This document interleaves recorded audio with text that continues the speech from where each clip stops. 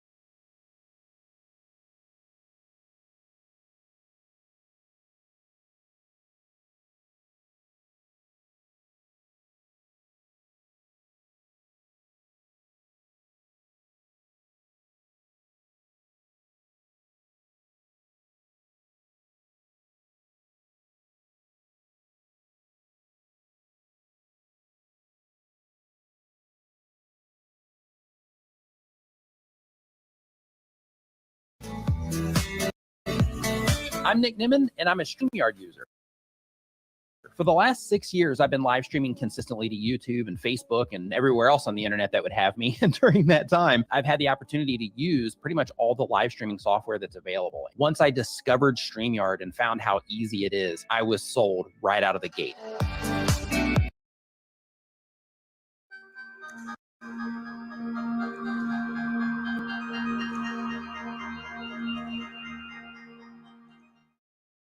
One evening in the spring of 1905, Albert Einstein, then a mere patent clerk in Bern, after trudging through his day's work, decided to board a tramcar on his way home. Einstein would often wrap up his work as soon as possible to contemplate the truths of the universe in his free time. It was one of these thought experiments he devised on that tramcar that revolutionized modern physics forever. While receding away from the Zeitglocke clock tower, Einstein imagined what would happen if the tramcar were receding at the speed of light. He realized that if he were to travel at 186,000 miles per second, the clock's hands would appear to completely freeze. At the same time, Einstein knew that, back at the clock tower, the hands would tick along at their normal pace. For Einstein, time had slowed down. This thought blew his mind. Einstein concluded that the faster you move through space, the slower you move through time. How is this possible? Einstein's work was heavily influenced by two of the most iconic physicists of all time. First, there were the laws of motion, discovered by his idol, Isaac Newton, and second were the laws of electromagnetism, laid down by James Clerk Maxwell. Newton's laws insisted that velocities are never absolute, but always relative, so that their magnitudes must be appended by the phrase, with respect to. For instance, a train travels at 40 kilometers per hour with respect to someone at rest. However, it only travels 20 kilometers per hour with respect to a train traveling 20 kilometers per hour in the same direction. Or it travels 60 kilometers per hour with respect to another train traveling in the opposite direction at 20 kilometers per hour. This is also true for the velocities of Earth, the Sun, and the entire Milky Way galaxy. On the other hand, Maxwell found that the speed of an electromagnetic wave, such as light, is fixed at an exorbitant 299,792,458 meters per second, regardless of who observes it. However, Maxwell's notion seems incompatible with Newton's notion of relative velocities. If Newton's laws are truly universal, why should the speed of light be an exception? This presented Einstein with a daunting dilemma. This conflict between the ideas of Newton and Maxwell can be demonstrated with another of Einstein's brilliant thought experiments. Einstein imagined himself on a train platform witnessing two lightning bolts strike on either side of him. Now, because Einstein stands precisely in the middle of the two strikes, he receives the resulting beams of light from both sides at the same time. However, things get more complicated when someone on a passing train views this event while whizzing past Einstein at the speed of light. If the speed of light conforms to the rules of relativity, then the person on the train wouldn't witness the lightning strike simultaneously. Logically, the light closer to the man on the train would reach him first. A measurement of the speed of light made by both men would differ in magnitude. This would contradict an apparently fundamental truth of the universe. Einstein had to make a difficult choice. Either Newton's laws were incomplete, or the speed of light was not a universal constant. Einstein realized that the two notions could coexist with a small tweak in Newton's laws. To get rid of the discrepancy in the measurements, Einstein suggested that time itself, for the man on the train, must slow down to compensate for the decrease in speed, such that the magnitude remains a constant. Einstein called this absurdity time dilation, and his newfound theory special relativity. Newton believed that time moved unflinchingly in a single direction, forward. Einstein, however, had just realized that time stretches and contracts, varying with velocity. Have you ever wondered what would happen if you actually sat down and talked with missionaries from the Church of Jesus Christ of Latter-day Saints? Well, the answer depends on you. What do you want to talk about? Maybe you want a closer relationship with God, or maybe you're really interested in the teachings of Jesus Christ, or maybe you're just curious about our beliefs. Whatever the reason, here's what to expect. After you make a request online, 2 missionaries in your area will reach out with a text, email, or phone call. About us, we are unpaid volunteers who come from all over the world. We take up to 2 years out of our lives to serve people and share the message of Jesus Christ. They'll contact you to set up a visit that fits your schedule. Usually it's between 15 minutes and a half an hour. It can be online, in your home, at church, or even at a public place. Then the visit usually goes something like this. If you're okay with it, we would usually start with a prayer. Then if you requested an item, we'll give it to you. Then share a quick message. If you told us beforehand that you want to talk about a specific topic, we'll come prepared to discuss it. And if you want to discuss something different, that's completely fine. It's your call. When we're finished, we'll ask you if you'd like another visit. If you say yes, great, we'll set something up. If not, we'll be on our way. And that's about it. Of course, every visit is different, but those are the basics. So at a minimum, you have a nice conversation about God, but lots of people will end up getting even more out of it. Who knows? You might be one of them.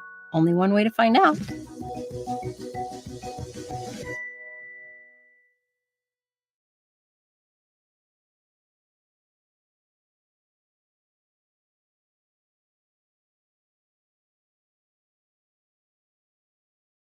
I'm about to cash this check for $50,000 for an accident I was involved in over 5 months ago. The same accident. Due to its malleability, time, like space, deserved its own dimension. In fact, Einstein claimed that the two were one and the same. Together, they formed a 4-dimensional fabric or continuum called space-time, upon which the mundane events of the universe would unfold. Einstein suggested that massive objects like the sun didn't pull bodies like Earth with a mysterious, inexplicable tug, but rather curved the fabric of space-time around them, forcing Earth to fall down into this steep valley. A highly simplified analogy is the dip in a trampoline made by the of a bowling ball. If a marble were placed on that trampoline, the marble would immediately roll towards the bowling ball in the center. This is also true for Earth's gravity. We are pinned to the ground because space, so distorted by the Earth's mass, pushes us down from above. However, the slump in the fabric around Earth is not uniform, and Earth's gravity grows more intense as we move towards its center, where the curvature is at a maximum. Therefore, like the marble on the trampoline, an object that falls towards the Earth accelerates as it races towards the center of the planet. It falls faster when just above the surface than it does, say, when it is slightly above the atmosphere. But hey, according to special relativity, the faster you move through space, the slower you move through time. This means that time runs slower on Earth's surface than it does above the atmosphere. Now, because different planets have different masses and thus different gravitational strengths, they also accelerate objects at different rates. As we have learned, this means a variable passage of time. This is what happens in the movie Interstellar, when the protagonists land on a planet in the proximity of a black hole. The gravity on the planet is so severe that 1 hour on the surface is equivalent to 7 years on Earth. To understand how motion affects time, let's consider the simplest timekeeping mechanism. A second passes each time the photon is reflected.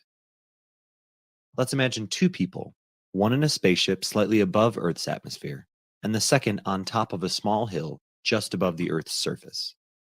Both are watching a man fall from space towards the ground. Let's say that the falling man is carrying the photon clock explained a moment ago. What do each of the two men observe as the man falls past them? What they observe is eerily similar to what a stationary person would observe when watching a ball bounce in a moving train. As the man falls from space, the light in his clock would appear to move in triangles to the two observers. This would mean that the light travels a longer distance, consequently stretching the duration of a second. It is obvious that the length of triangles the light traces, and therefore the duration of a second, is proportional to the velocity of the falling man. When we recall that objects closer to the center of the planet fall faster, we can determine that time would appear to pass slower to the man on the hill than it does to the man in the spaceship above. Of course, the difference is infinitesimal. The difference between the time measured by clocks at the tops of mountains and at the surface of Earth is a matter of nanoseconds. Time dilation affects every clock, whether it relies on basic electromagnetism or a complex combination of electromagnetism and Newton's laws of motion. In fact, even biological processes are slowed down. Yes, that's right. Your head is slightly older than your feet.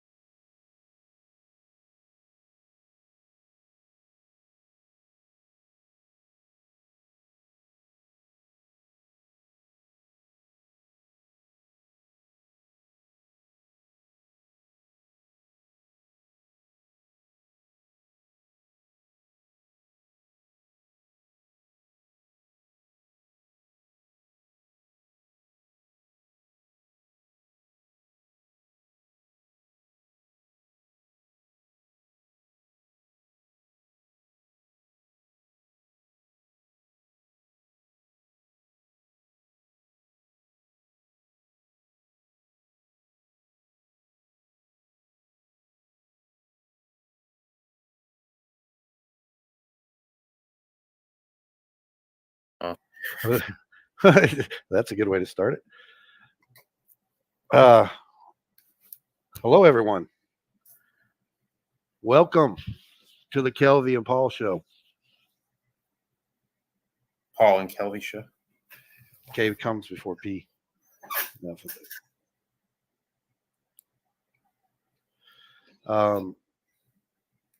We're going to get into this tonight, and Kelvy, I'll let Kelvy take over, explaining what he presented already, and we're going to review it. And we just want to be able to stop at certain points and have a discussion about certain things that are said, instead of just listening to it all the way through. And yeah, just talk about some points that are made and how it agrees with how we see things today and how we see it in the Word of God.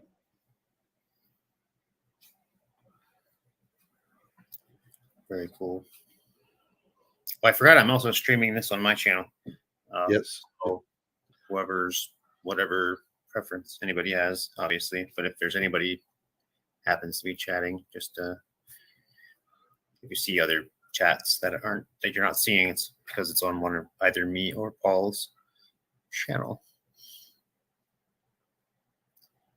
I don't know if you wanted to give your own view on any of this beforehand. Because I'm kind of interested in as far as your awareness of early Christian history as somebody who hasn't really kind of looked into it too much, probably Right. except hearing other people ramble on about it.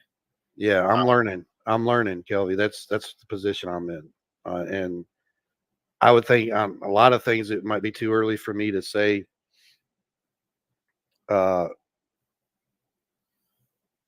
Many points that I might have brought up prior to this, what goes around and what's told and what's heard, but they're not dated. They're just looked at as the early church fathers. So you don't even know what era they're talking about. There was just a lot of things I was lost in. I didn't look into, and I really just didn't bother with it because I didn't want to get distracted with trying to, search out somebody between the apostles and me that might have got it right. My faith was in the Holy Spirit. And so I don't change from that, but I do believe God ordained people, and the one thing we can look at is that the things I didn't understand is that the order that they had, that where they did, they had the bishop in every community. And I think Kelly made a good point, but there was never one bishop over all bishops, which was basically the pastors.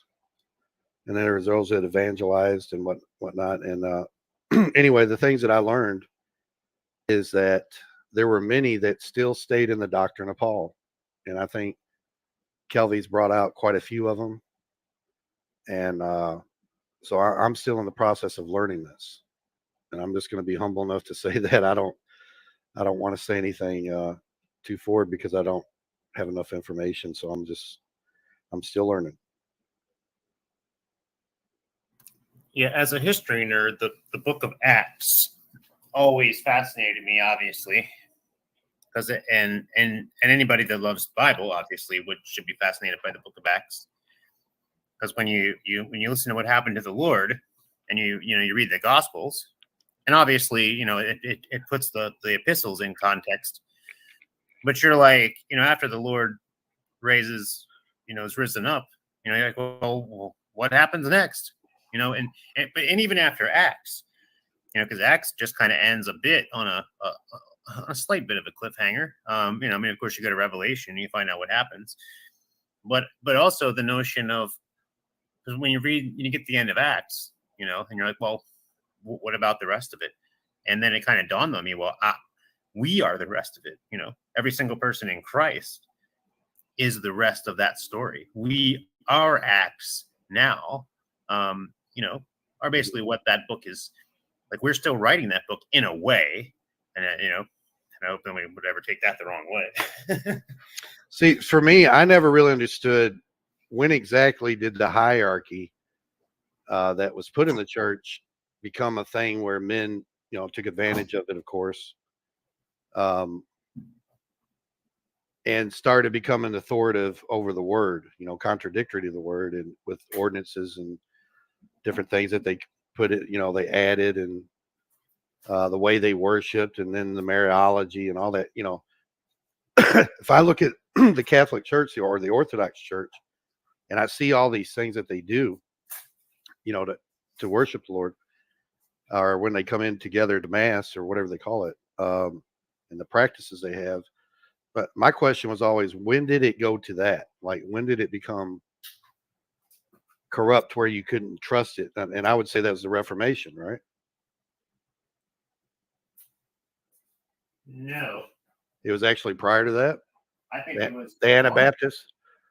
Well, when you say church, for example, if I was still a person, if I was a Christian, so I can assume, and I can only assume, and I can only pray and hope to God that what I feel now is what a Christian is. When I say that, that I am a Christian, that what I think I mean by saying that is the truth, and that if I was saying that, whether I was alive in the year 250 AD, when Christianity was already was booming and spread and living alongside of paganism, and yet still being, there were times where the wrong thing was said, the government could just suddenly just start turning on you. But if I were to say the same thing, so fast forward that to 350 and then 450. Now, if I was a Christian then living alongside of pagans, if I were to see a bunch of Christians literally attacking people, I would like to think that even if I were alive at that time, and I heard about, I say, oh, did you hear, Paul, that the church just signed a form saying, oh, now the government, anybody that, I don't know if you heard, let's say we live in a country that the president became an evangelical Christian. You'd probably be like, oh, hey, that's pretty cool. And then all of a sudden, what if that guy said, anybody that denies the Trinity, we're locking him up. Oh, okay. Putting him in jail. Yeah. Do you think Christians that would be like, good, do it, lock them up? If they said that, I would argue with them. Right. Unless you're a dominionist.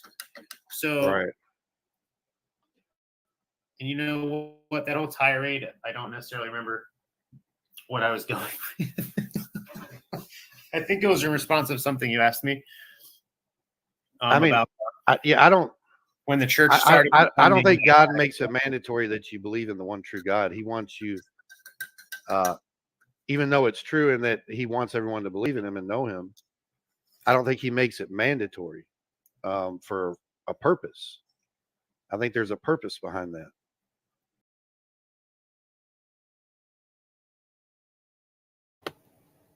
Is there a purpose behind that? I don't.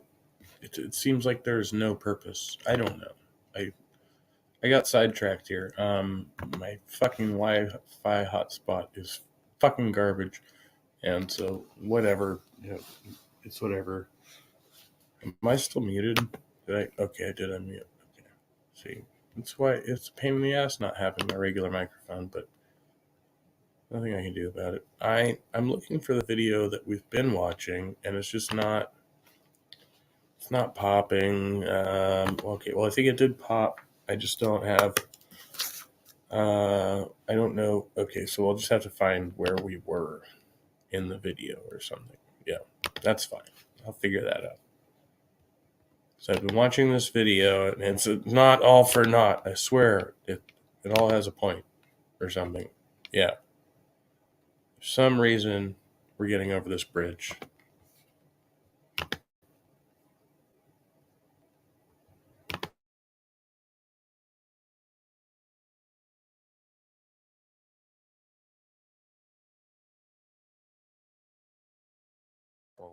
Let's call it f sub I. And let's remember that it's a vector. It's equal to the sum. Now, this is not an obvious fact that when you have two objects exerting a force on the third, that the force is necessarily equal to the sum of the two forces, of the two objects, you know what I mean? But it is a fact anyway. Obvious or not obvious, it is a fact. Gravity does work that way, at least in the Newtonian approximation. With Einstein, it breaks down a little bit. But in Newtonian physics, the force is the sum And so it's a sum over all the other particles. Let's write that J not equal to I. That means it's a sum over all not equal to I. So the force on the first particle doesn't come from the first particle. It comes from the second particle, third particle, fourth particle, and so forth. Each individual force involves m sub I, the force of the ith particle, times the mass of the jth particle. Product of the masses divided by the square of the distance between them. Let's call that Rij squared. The distance between the ith particle, here's I and j. The distance between the ith particle and the jth particle is Rij. But then, just as we did before, we have to give it a direction. Put a minus sign here. That indicates that it's attractive. Another Rij upstairs, but that's a vector Rij, and make this cube downstairs. All right, so that says that the force on the ith particle is the sum of all the forces due to all the other ones of the product of their masses, inverse square in the denominator, and the direction of each individual force on this particle. Okay, I just have to make sure, because we're talking about, like, you know, three. Right, this is a vector sum. Right? There's three fucking things, right? Three things, and the one and the two are together, so that's two, and then you have the third thing, which is one. So I'm fucking stuck here. Okay, wait. So it's 2 divided by minus. Okay, no, wait. We don't. Okay, no. Okay. So this doesn't make sense. It's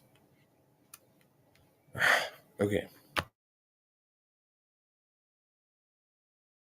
Yeah. The minus indicates that it's attractive. Oh, excellent. G. But you've got the vector going from I to j. Oh. Let's see. That's a vector going from R to I to j. Yes, there is a question of the sign of this vector over here. So, yeah, you're absolute. Let's see.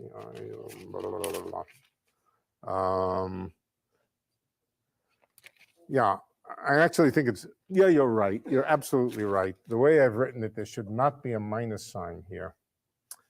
All right, but if I put Rji there, then there would be a minus sign, right? So you're right.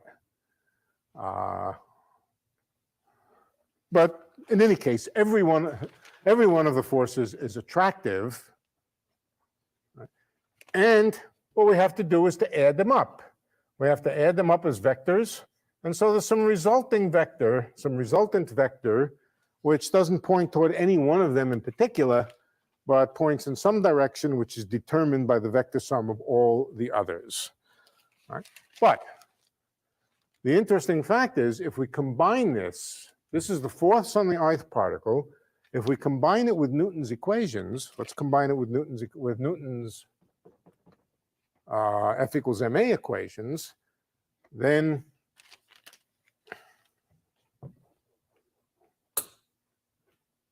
this is F.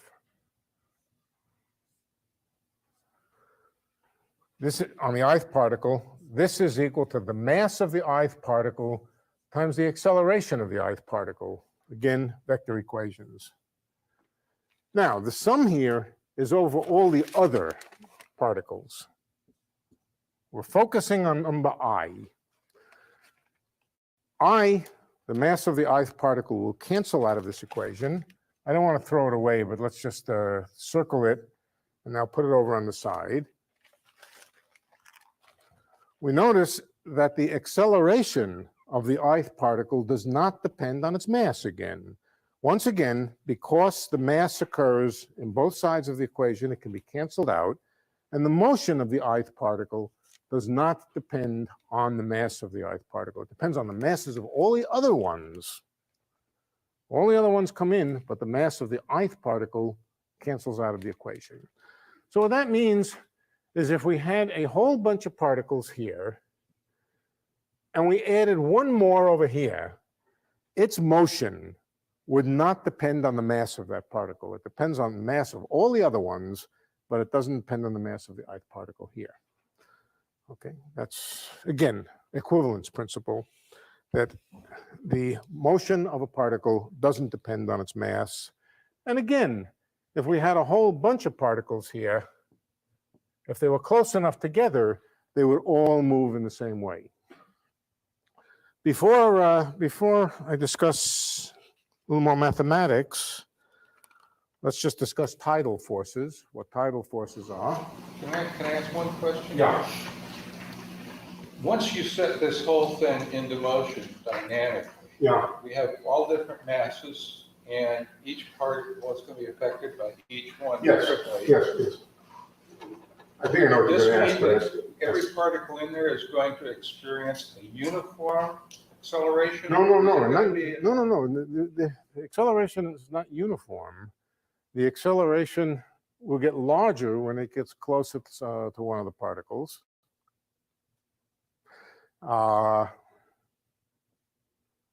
It won't be uniform anymore. It won't be uniform now because the force is not independent of where you are. Now the force depends on where you are relative to the objects that are exerting the force. It was only in the flat Earth approximation where the force didn't depend on where you were. Okay. Now the force varies, so it's larger when you're far away. It's smaller when you're far away. It's larger when you're in close. Okay. But is it going to be changing in a? It changes in a vector form with each individual particles. Each one of them is changing position. Yeah. And so is the dynamics that every one of them is going towards the center of gravity of the entire? Not necessarily. I mean, they could be flying apart from each other, but they will be accelerating toward each other. Okay, if I throw this eraser into the air with greater than the escape velocity, it's not going to turn around and fall back down. No, the question is the acceleration a uniform acceleration, or is it changing in dynamic acceleration? Changing with what? With respect to what? Time? Oh, it changes with respect to time because the object moves further and further away. Yeah, in the two-mass system, I call that a uniform acceleration. Uniform with respect to what? It's not uniform. The radius is changing, and it's Yeah. inverse cube of the radius. Inverse square. Right. One of these cancels. Inverse square. Right. Yeah. Let's take the Earth. Here's the Earth, and we drop a small mass from far away. As that mass moves in, its acceleration increases. Why does its acceleration increase? Its acceleration increases because the radial distance gets smaller. So in that sense, it's not the...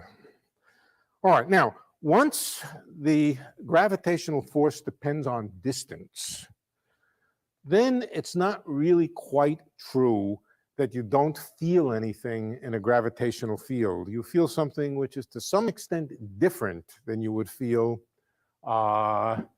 in free space without any gravitational field. The reason is more or less obvious. Here you are, here's the Earth. Now, you or me or whoever it is happens to be extremely tall.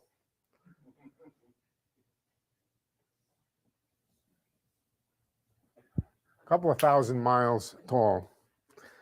Well, this person's feet are being pulled by the gravitational field more than his head. Or another way of saying the same thing is let's imagine that the person is very loosely held together. He's just more or less a gas of we are pretty loosely held together, at least I am. Right. All right. The acceleration on the lower portions of his body are larger than the accelerations on the upper portions of his body. So it's quite clear what happens to him. He gets stretched. He doesn't get a sense of falling as such. He gets a sense of stretching, being stretched. Feet being pulled away from his head. At the same time, let's all right, so let's change the shape a little bit. I just spent a week, 2 weeks in Italy, and my shape changes whenever I go to Italy, and it tends to get more horizontal. My head is here, my feet are here, and now I'm this way. Still loosely put together. All right. Now what? Well, not only does the force depend on the distance, but it also depends on the direction. The force on my left end over here is this way. The force on my right end over here is this way. The force on the top of my head is down, but it's weaker than the force on my feet. So there are two effects. One effect is to stretch me vertically. It's because my head is not being pulled as hard as my feet. But the other effect is to be squished horizontally by the fact that the forces on the left end of me are pointing slightly to the right, and the forces on the right end of me are pointing slightly to the left. So a loosely knit person like this, falling in free fall near a real planet or a real gravitational object, which has a real Newtonian gravitational field around it, will experience a distortion, will experience a degree of distortion and a degree of being stretched vertically, being compressed horizontally. But if the object is small enough, what does small enough mean? Let's suppose the object that's falling is small enough. If it's small enough, then the gradient of the gravitational field across the size of the object will be negligible. And so all parts of it will experience the same gravitational acceleration. All right, so tidal force, these are tidal forces. These forces which tend to tear things apart vertically and squish them this way, tidal forces. Tidal forces are forces which are real, you feel them. I mean, yeah. Do you recall if Newton calculated lunar tides? Oh, I think he did. He certainly knew the cause of the tides, yeah. I don't know to what extent he calculated. What do you mean calculated the? As in this kind of a system with the moon and the sun? Well, I doubt that he was capable. I'm not sure whether he estimated the height of the deformation of the oceans or not, but I think he did understand this much about tides. Okay, so that's what's called the tidal force. And remember, the tidal force has this effect of stretching. And in particular, if we take the Earth, just to tell you why it's called tidal forces, of course, it's because it has to do with tides. I'm sure you all know the story. But if this is the moon down here, then the moon exerting forces on the Earth exerts tidal forces on the Earth, which means to some extent it tends to stretch it this way and squash it this way. Well, the Earth is pretty rigid, so it doesn't deform very much due to the moon. But what's not rigid is the layer of water around it, and so the layer of water tends to get stretched and squeezed, and so it gets deformed into a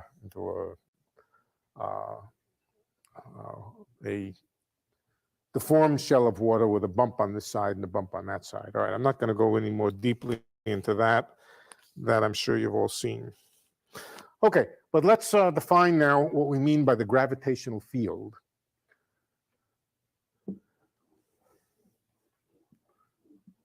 The gravitational field is abstracted from this formula. We have a bunch of particles.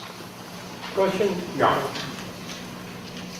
Don't you have need some sort of a coordinate geometry so that when you have the poor guy in the middle is being pulled by all the other guys on the side? I'm not explaining it right, but it's always negative. Is that what you're saying? It doesn't. No, I'm saying it's always attractive. All right. So you have. But what about the other guys that are pulling upon him from different directions? Well, let's suppose there's somebody over here. And we're talking about the force on this person over here. Yeah. Right. Obviously, there's one force pushing this way and another force pushing that way. Okay. No, they're all opposite to the direction of the object which is pulling on them. All right. That's what this minus sign says. Well, you kind of retracted the minus sign at the front and reversed the JI. Yeah. So it's the We direction. can get rid of the minus sign in the front there by making the sign J. Rij and Rji are opposite to each other. One of them is the vector between I and J, and the other one is the vector from J to I, so they're equal and opposite to each other. The minus sign there, look, as far as the minus sign goes, all it means is that every one of these particles is pulling on this particle toward it, as opposed to pushing away from it. It's just a convention which keeps track of attraction instead of repulsion. Yeah, for the ice mass, if that's the right word. Yeah. That makes sense. But if you look at it as a kind of an ensemble, wouldn't there be a nonlinear kind of component to it? Because the ith guy affects the jth guy, and then when you compute the jth guy, and, you know what I mean? When you take into account the motion. Yeah. Now, what this formula is for is supposing you know the positions of all the others. You know that, right? Then what is the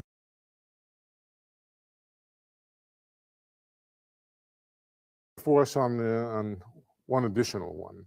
But you're perfectly right. Once you let the system evolve, then each one will cause a change in motion in the other one, and so it becomes a complicated, as you say, nonlinear mess. But this formula, if you knew the position and location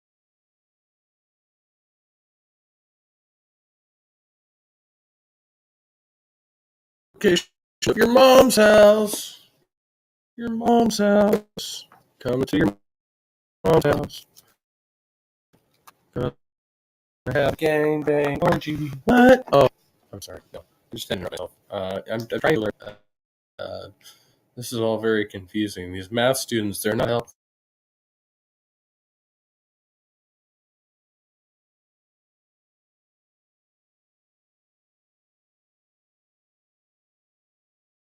of every particle, this would be the force. Something you need to solve some equations to know how the particles move. But if you know where they are, then this is the force on the ith particle.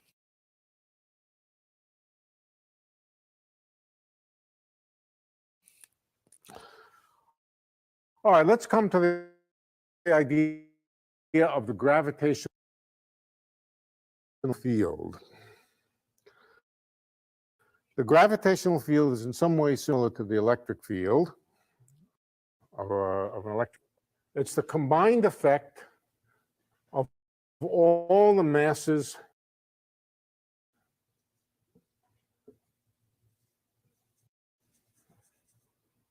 everywheres.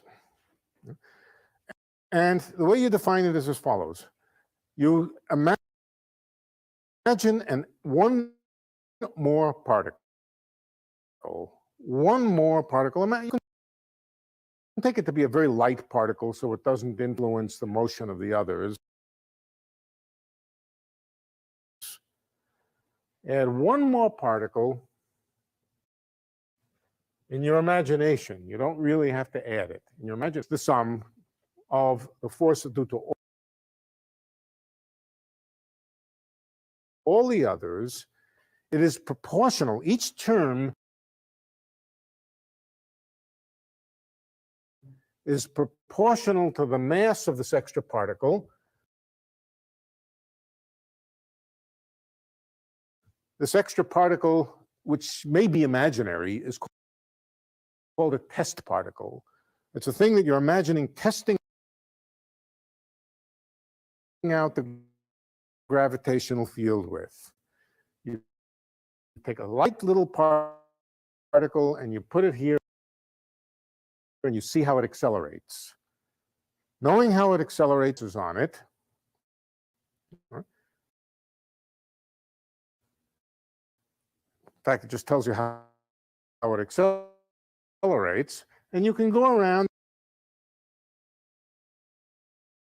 and then imagine putting it in different places and mapping out that's on that particle. The acceleration field, since we already know that the force is proportional to the mass, then we can just concentrate on the acceleration. The acceleration, all particles will have the same acceleration independent of their mass. So we don't even have to know what the mass of the particle is. We put something over there, a little bit of dust, and we see how it accelerates. Acceleration is a vector. And so we map out in space the acceleration of a particle at every point in space, either imaginary or real particle, and that gives us a vector field at every point in space. Every point in space, there is a gravitational field of acceleration. It can be thought of as the acceleration, you don't have to think of it as force, acceleration, the acceleration of a point mass located at that position. It's a vector, it has a direction, it has a magnitude, and it's a function of position. So we just give it a name. The acceleration due to all the gravitating objects, it's a vector, and it depends on position. Here, x means location. It means all of the position components of position, x, y, and z. And it depends.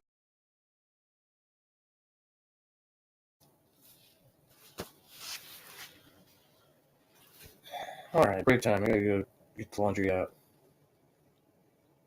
All right, depends on all the components, X, Y, and Z.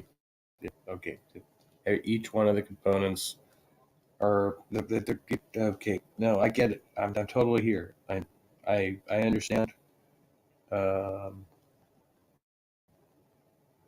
Let's try something else.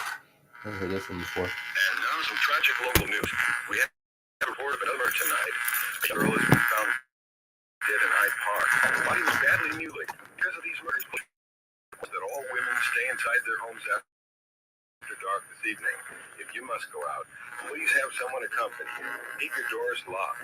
Repeat that. Police request that all women stay inside their homes.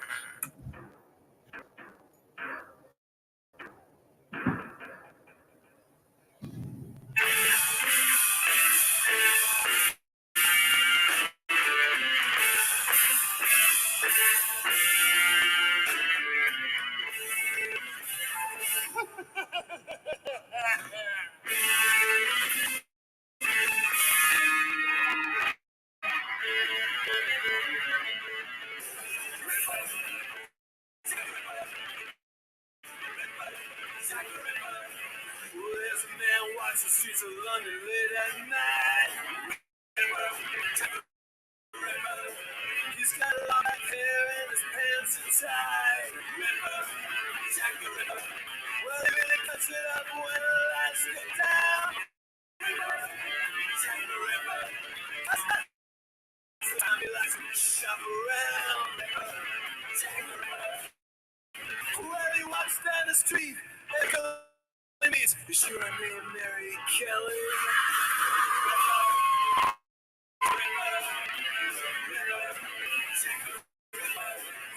There's a man walks the streets of London late at night.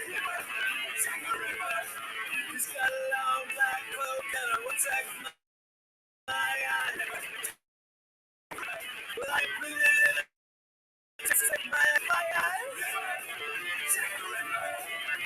Don't want to see some Hollywood tonight. Because he walks that street. He meets. He's got a name, Don't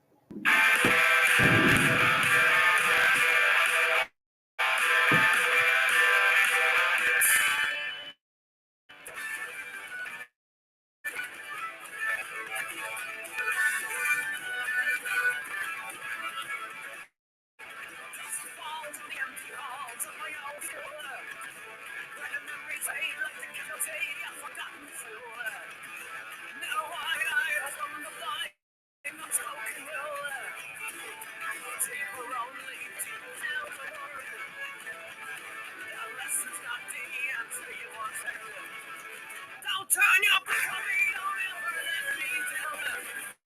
She said I hate you each time for you. Your selfish is now erased when someone makes you feel that. And the first step from us inside her. But disappear in clouds of sunrise. In my love home. In my love home.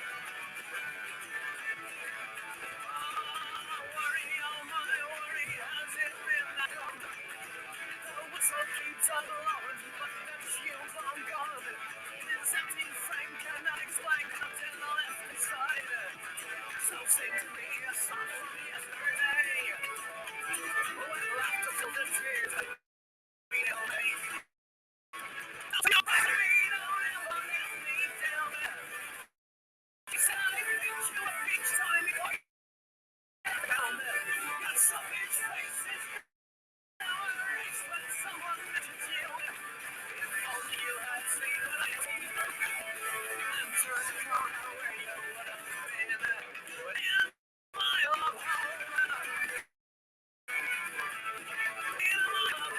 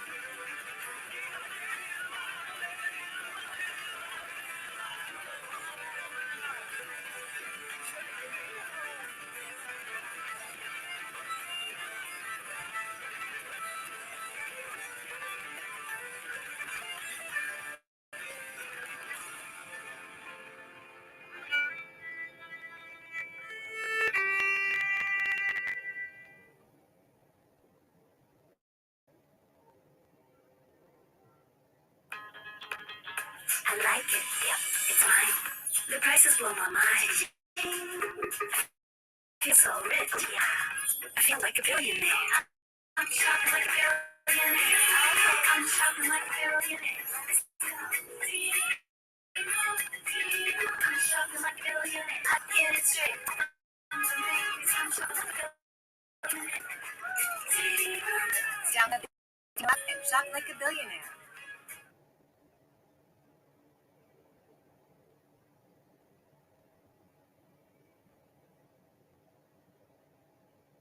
Purple's Gel Flex Grid gets around. It's in Purple's ultra comfy mattresses and pillows, and even in the seat cushions.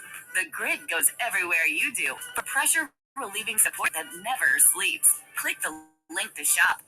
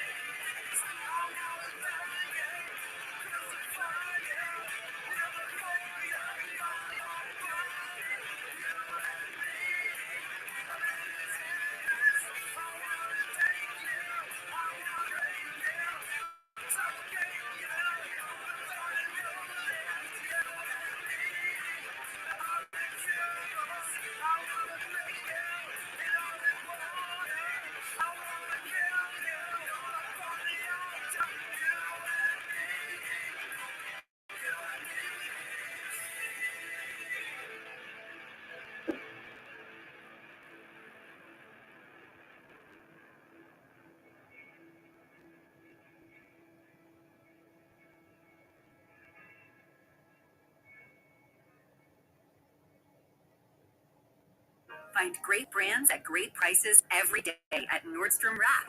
So save up to 70% on summer's best new styles. Rack your look with amazing deals on brands you love in stores, on our app, and online.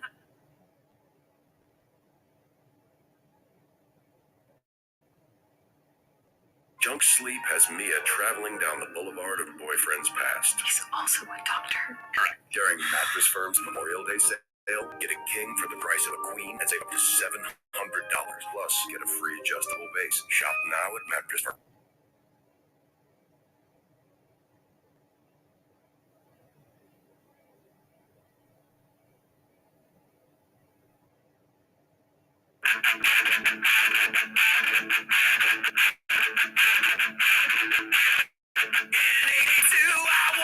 A young one a bunch. Initiation started and it ended in a bunch. As I got older, I got scars to prove my worth. More times than others, I fell face first in the dirt. Whoa, can't you say? You never take the gang on me. Whoa, can't you say? You never take the gang out on me.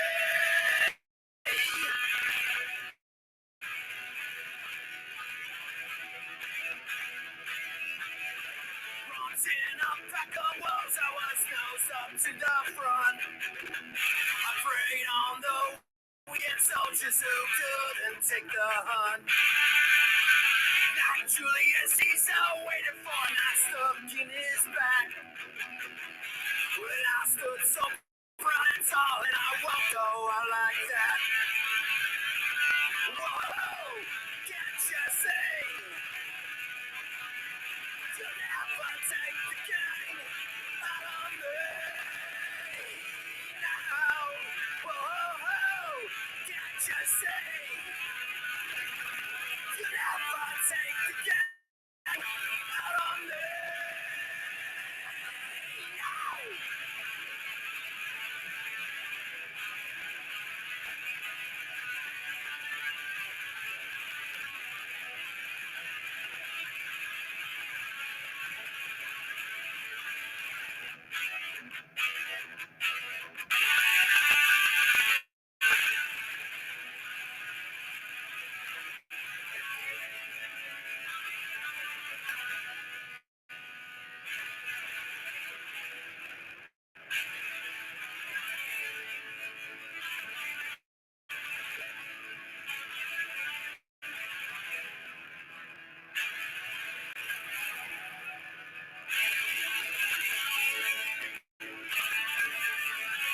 All the kings before I cut down with backs.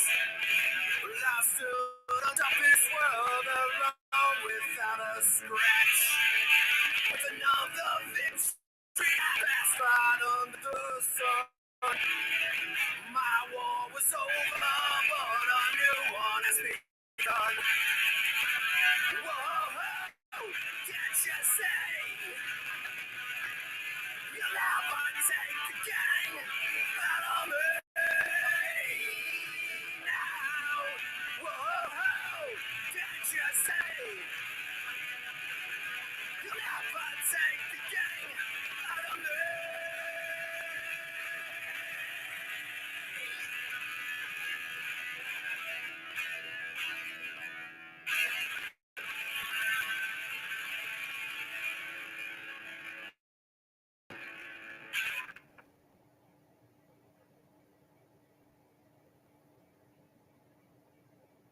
Problems are easier to solve when you can see them. Lucid, the visual collaboration suite.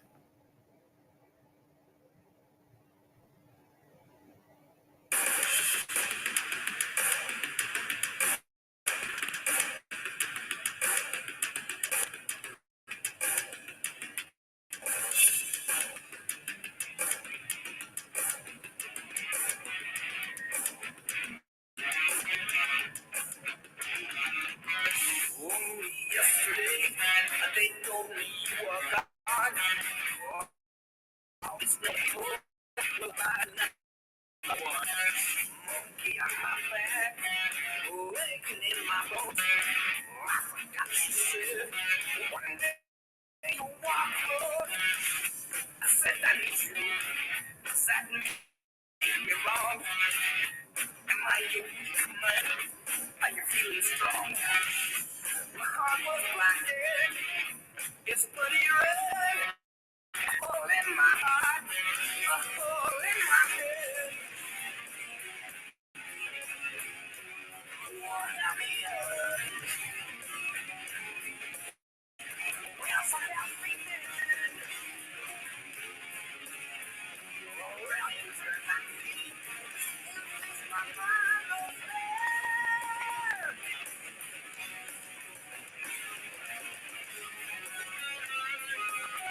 When a dream I cannot see. Tangle that stepped out of sea. A random turtle tells me I'm addicted.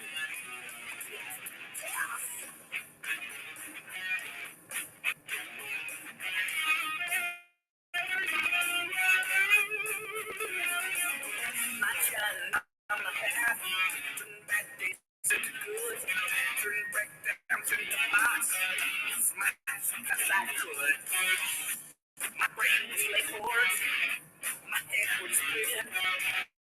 Don't let me down, don't give up, don't give it. The rain comes down, open walls, the plans were made. I'm back from the road. Turn up my dollar, welcome me to the road. Remember that to say, one day walk alone. Help me,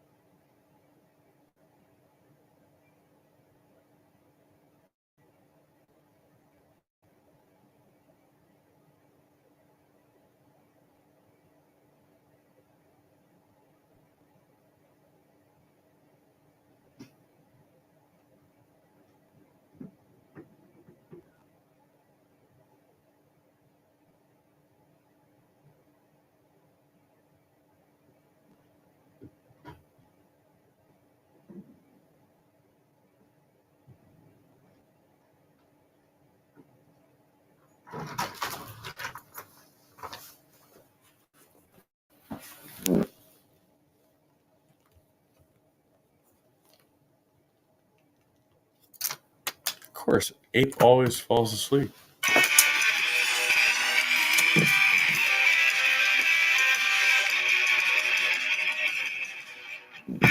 Nope. Not today. Not today.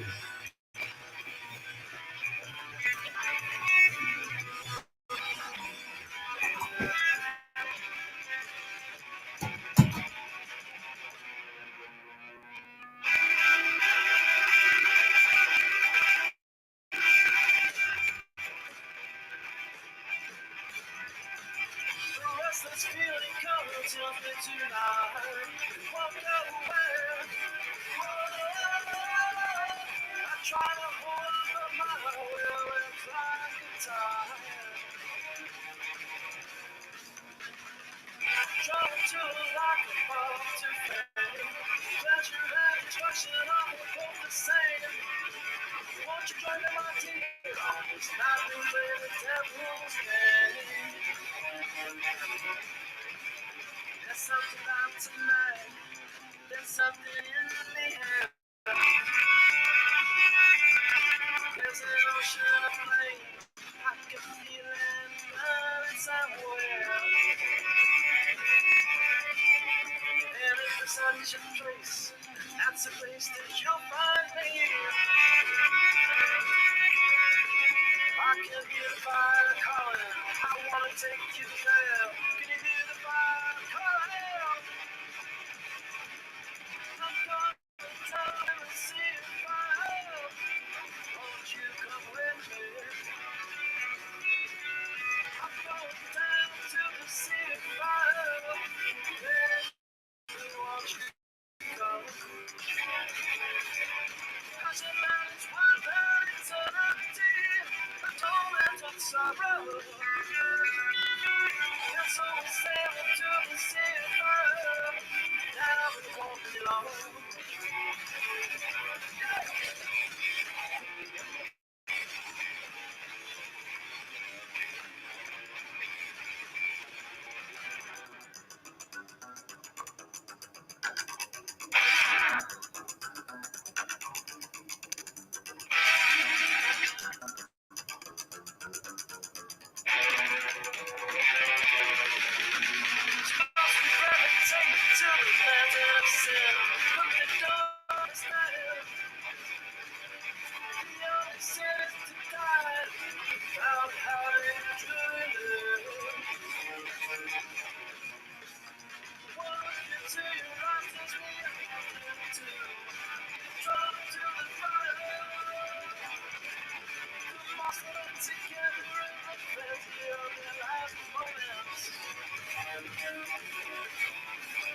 There's something about tonight.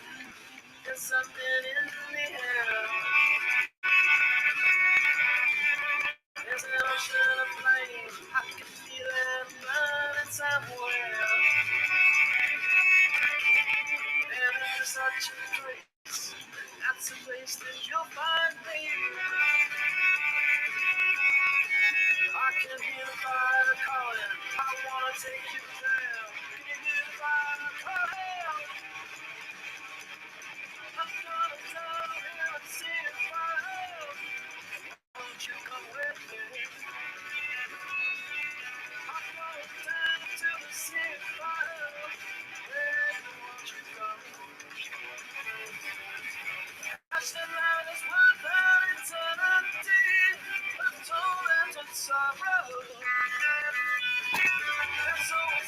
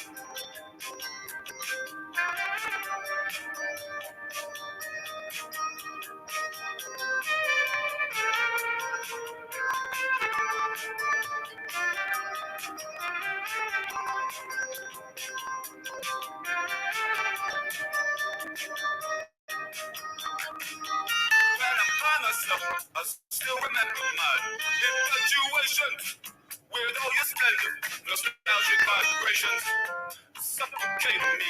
That was a fixation. Don't need to feel it again.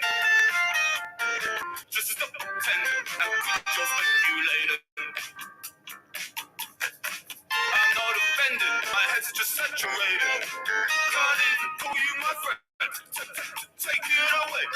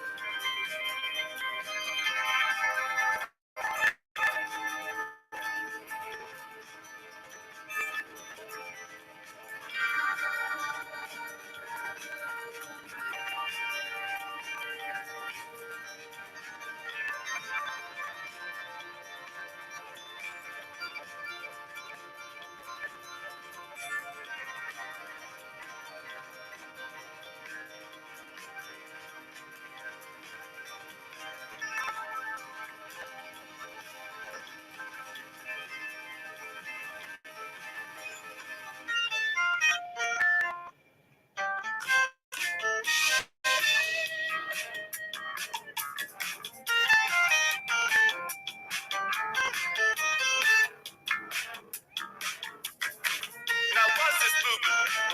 So restricted, so unreal. I feel constricted. I must be too stuck around my neck. And it's suffocating me, infuriating me. Just stop pretending and quit your speculating. I'm not offended, my head's just saturated. Can't call you my friend. Take it away.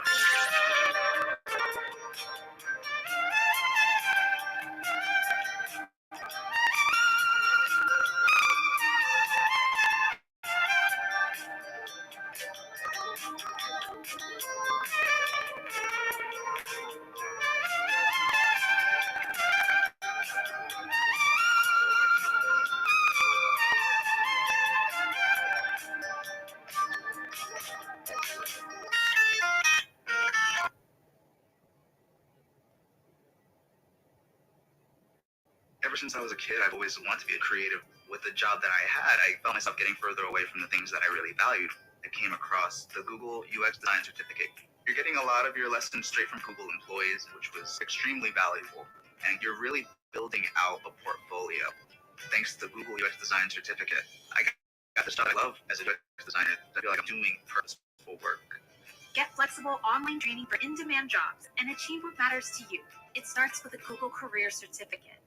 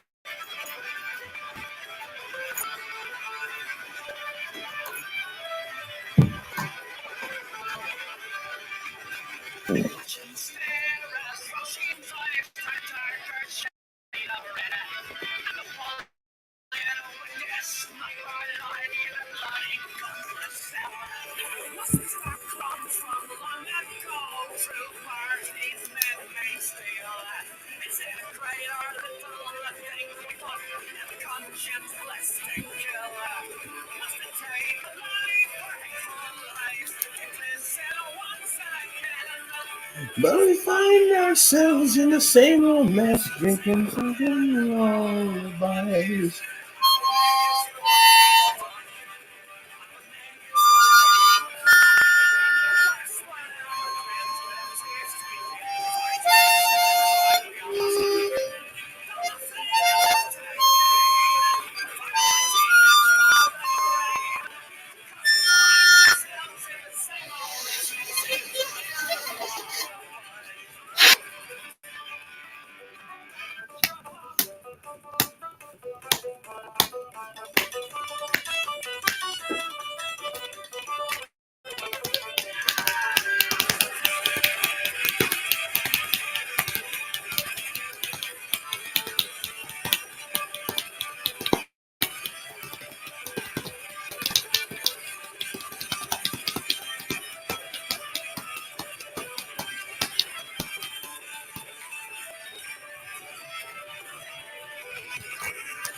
No, I guess I was out here in the world doing human things, or something. I'm not sure. Yeah, I was just humaning or something. But we're back. I mean, we've been here.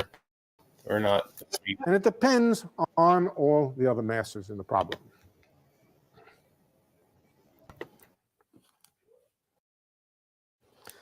That is what's called the gravitational field.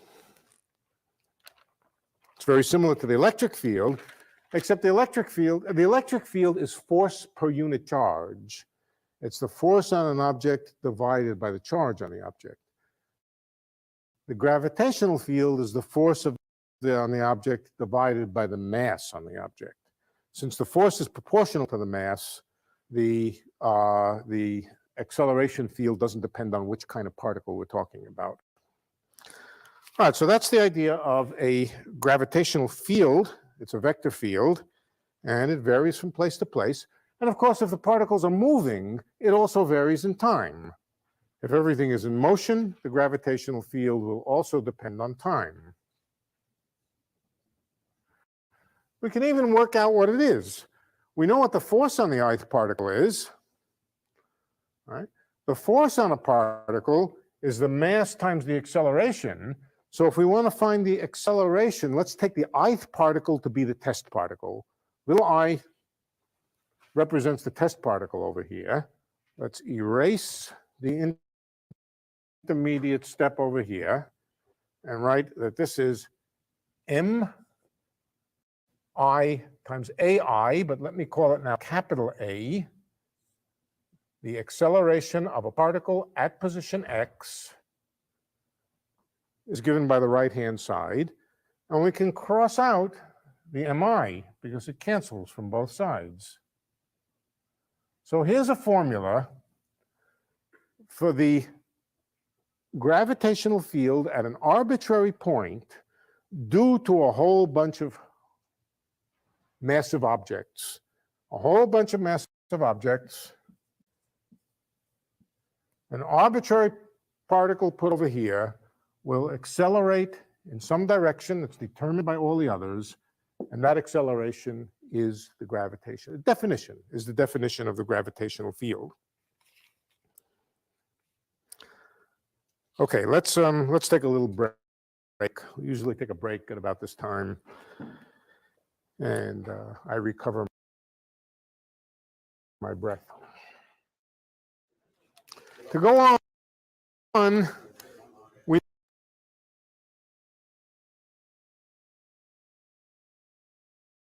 doesn't matter. Like nothing matters when we're talking about the matters of matter. I mean, because we're just all big, clunky objects trying to cling together.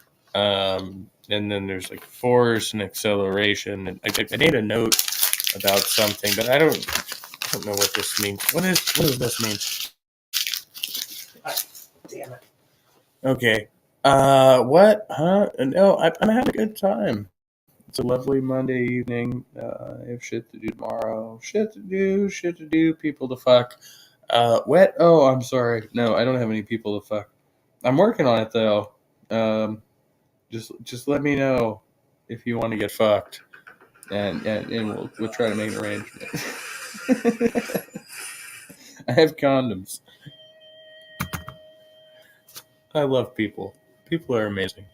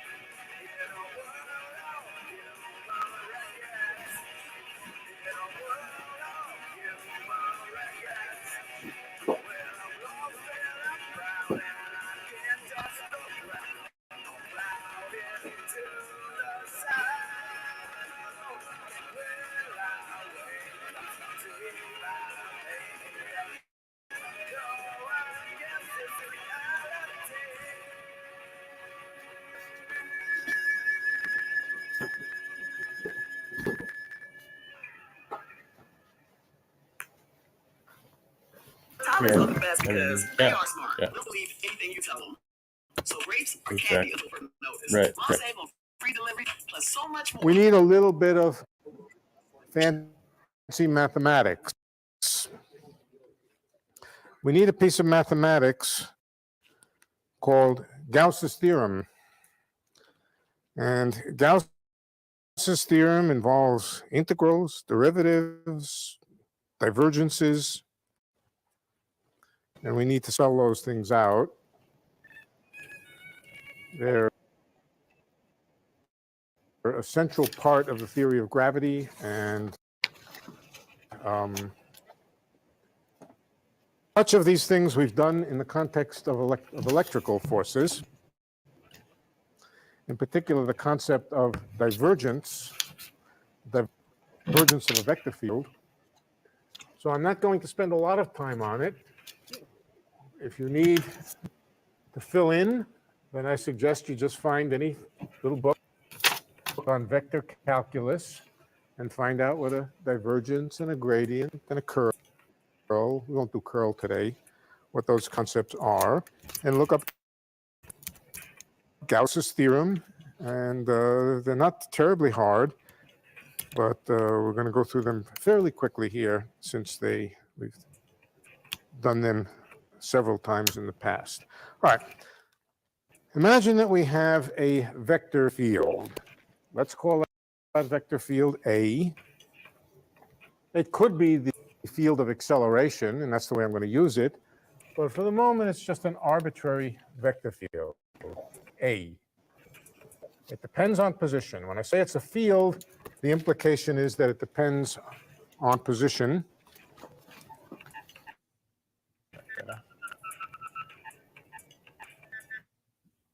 I probably made it completely unreadable. A of x varies from point to point.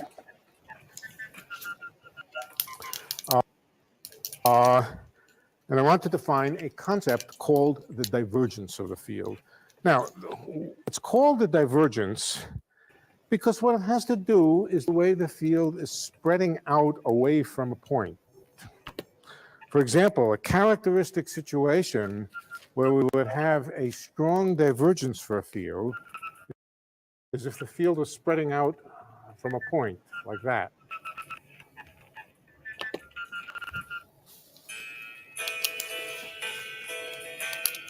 Point A.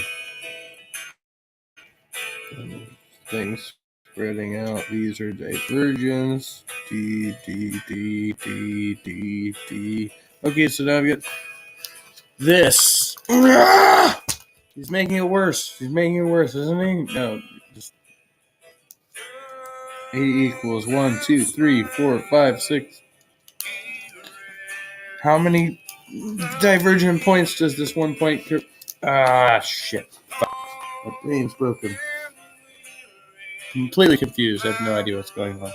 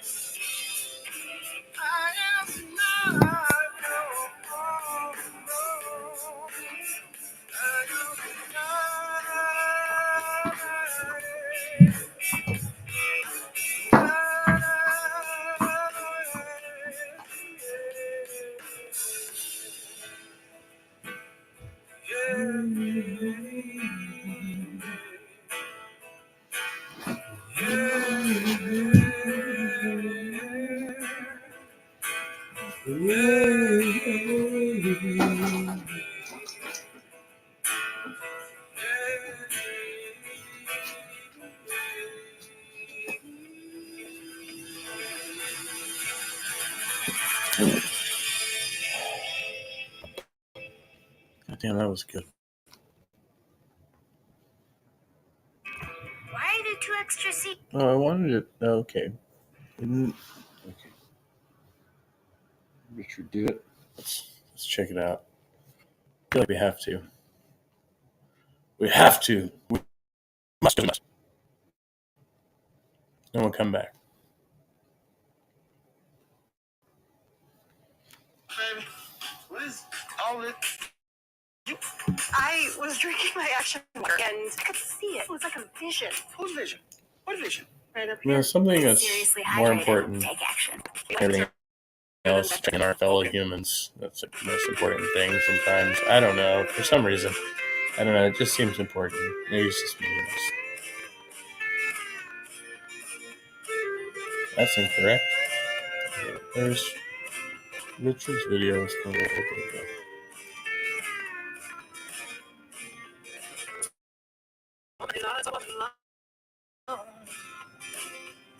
Close the city lights and cover up the stars above. When I was young, I had my friends. Now everyone's gonna go all out on my own again. Where's my someone? I dream of her night. I know she's out there somewhere, and I hope she dreams of me. I want to be away from here. In a place where wind's the only noise, the nights are cold and clear, so cold and clear. I swear I saw Richard name.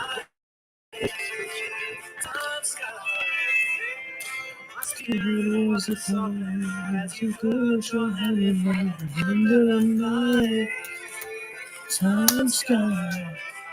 Damn, fucking sticky notes losing it. Sticky. You and I.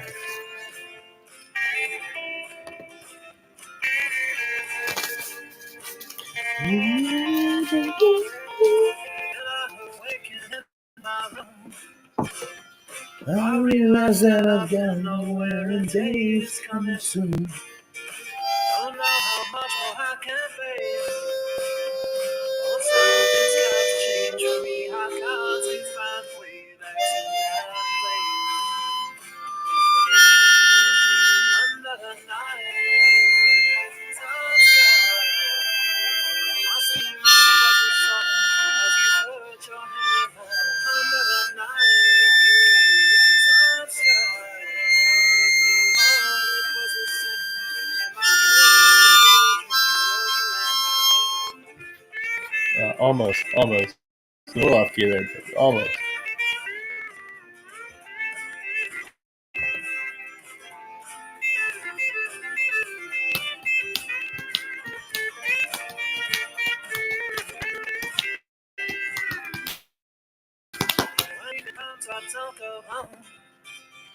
There's something different about this night, can't put my finger on. I follow my feet, something calls to me, and there she is before me. It's the girl of which I dream.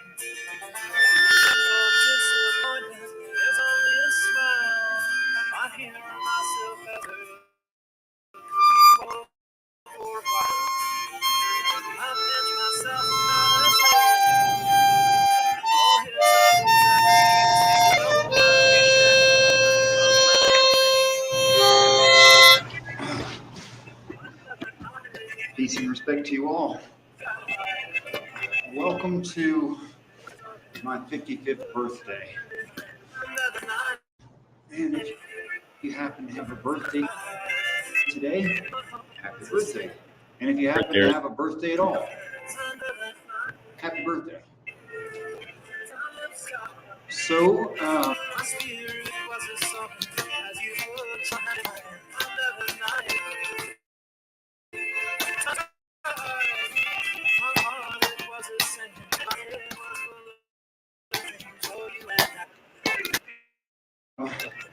May the 7th, 1968 at 16:18 p.m. 6:18 for you layman's. Eileen Marie Blaisdell Madsen and Walter James Madsen had fathered me.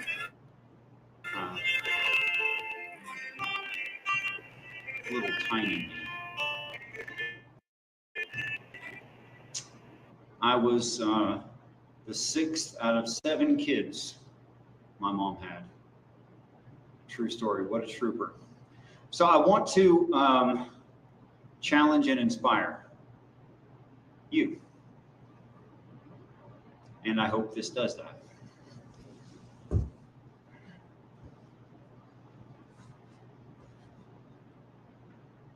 Feet about 1 foot apart, balls of your feet on the floor. Back up a little bit.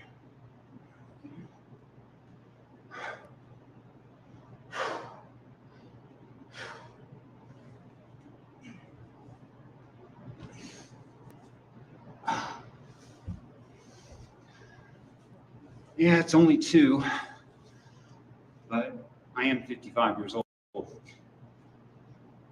Peace and respect to you all.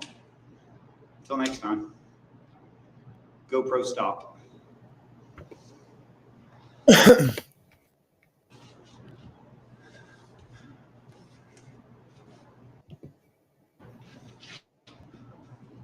GoPro stop.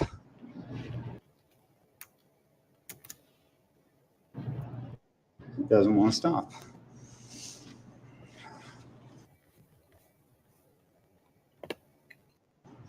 Oh, now I have to edit. One of the most Come on. amazing human beings. That was great, though.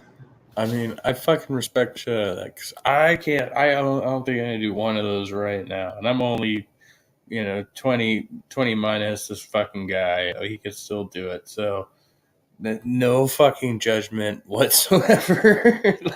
I'm like, yes, exactly. That's where we're at. Yeah. Oh, it didn't share. We'll try to share this link again. Look in the side chat if you're in the side chat, because ads. Ah.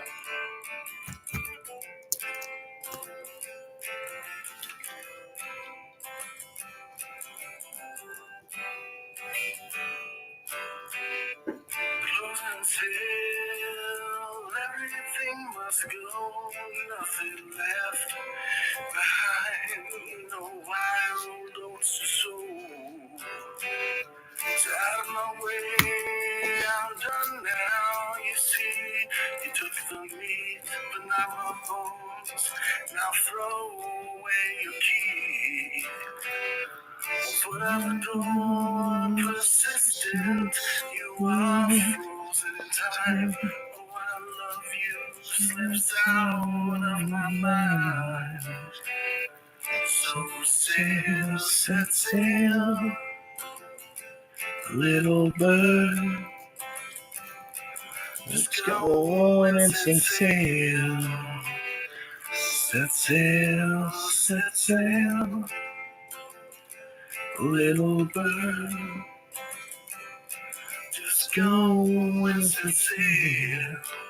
Take my ship away as the storm rolls in. I hope the wind is with me, and I hope you've learned that the pirate within me is sworn to the truth. Live or die by this rule. Something old, something new. Treasure within me. As sad as it seems.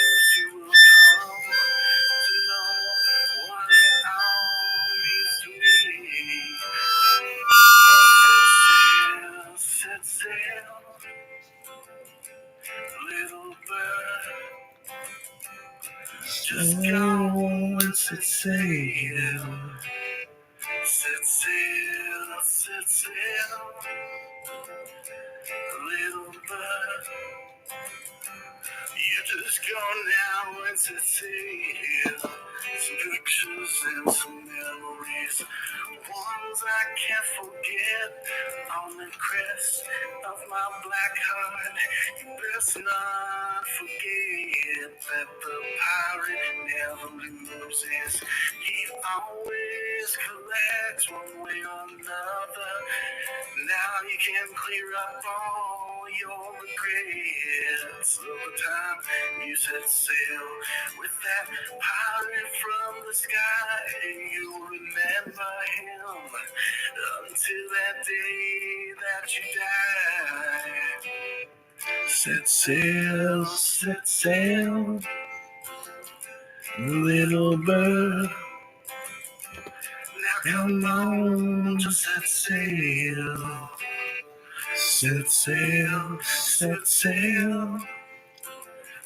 little bird.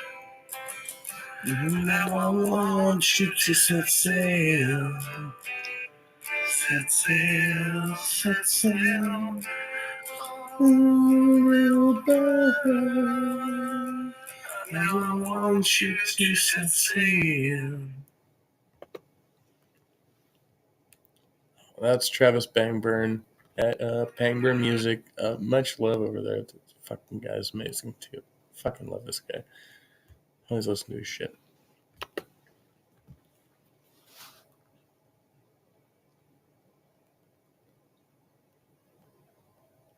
For some reason, my fucking phone hates me right now. But that doesn't matter. Doesn't matter. It's not important.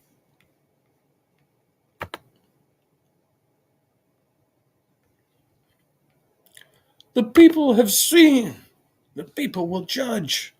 The people. It's not a democracy. Okay. Wait, no. Capitalism. Real on about capitalism. They suck. They just want your money. And government, capitalist, something, government, capitalist. This isn't working, is it? Is it working? Because I feel like it should have been working. Okay.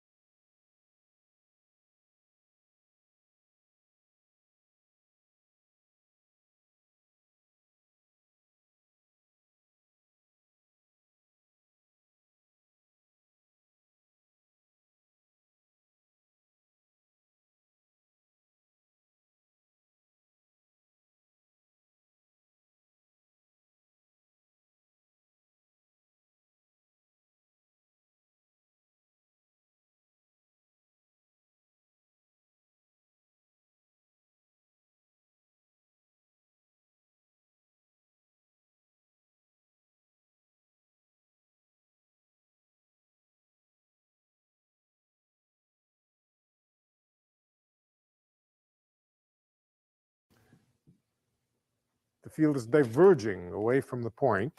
Incidentally, if the field is pointing inward, then one might say the field has a convergence, but we simply say it has a negative divergence. All right, so divergence can be positive or negative. And there's a mathematical expression which represents the degree to which the field is spreading out like that. It is. I'm going to write it down, and it's a good thing to get familiar with. Certainly, if you're going to follow this course, it's a good thing to get familiar with. But if you're going to follow any kind of physics course past freshman physics, the idea of divergence is very important. All right, supposing the field A has a set of components. The 1, 2, and 3 component, or we could call them the X, Y, and Z component. Now I'll use X, Y, and Z. I have X, Y, and Z. which I previously called x1, x2, and x3. It has components ax, ay, and az. Those are the three components of the field. Well, the divergence has to do, among other things, with the way the field varies in space. If the field is the same everywhere in space, what does that mean? That would mean the field has both not only the same magnitude, but the same direction everywhere in space. Then it just points in the same direction everywhere with the same magnitude. It certainly has no tendency to spread out. When does a field have a tendency to spread out?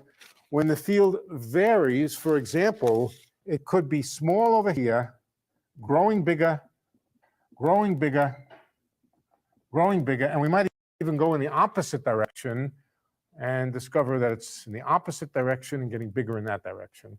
Then clearly there's a tendency for the field to spread out away from the center here.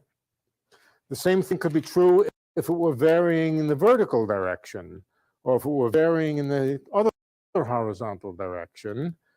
And so the divergence, whatever it is, has to do with derivatives of the components of the. It is equal to the divergence of the field is written this way: upside down triangle.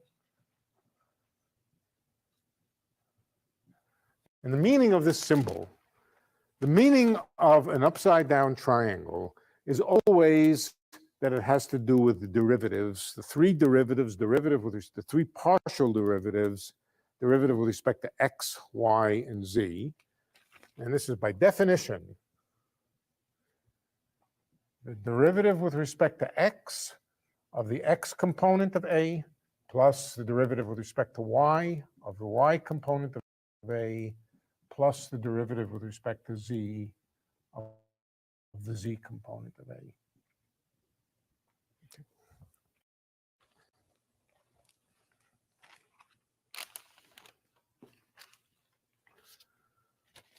That's definition.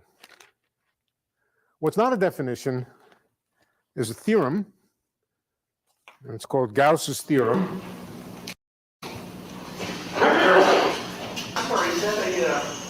Is that a vector or? No, that's a scalar quantity. That's a scalar quantity. Yeah, it's a scalar quantity. So it's, let me write it. It's the derivative of a sub x with respect to x. That's what this means. Plus the derivative of a sub y with respect to y. Plus the derivative of a sub z with respect to z. Yeah, so the arrows you were drawing over there, those were just A on the other board. You drew some arrows on the other board that are now hidden. Yeah. Those were just A. Yeah. Not the divergence. Those are all proponents of the A, yes. Okay, yes. And A has a divergence when it's spreading out away from a point, but the divergence is itself a scalar quantity. Okay.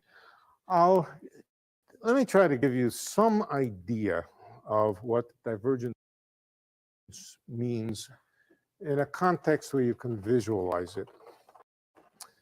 Imagine that we have a flat lake.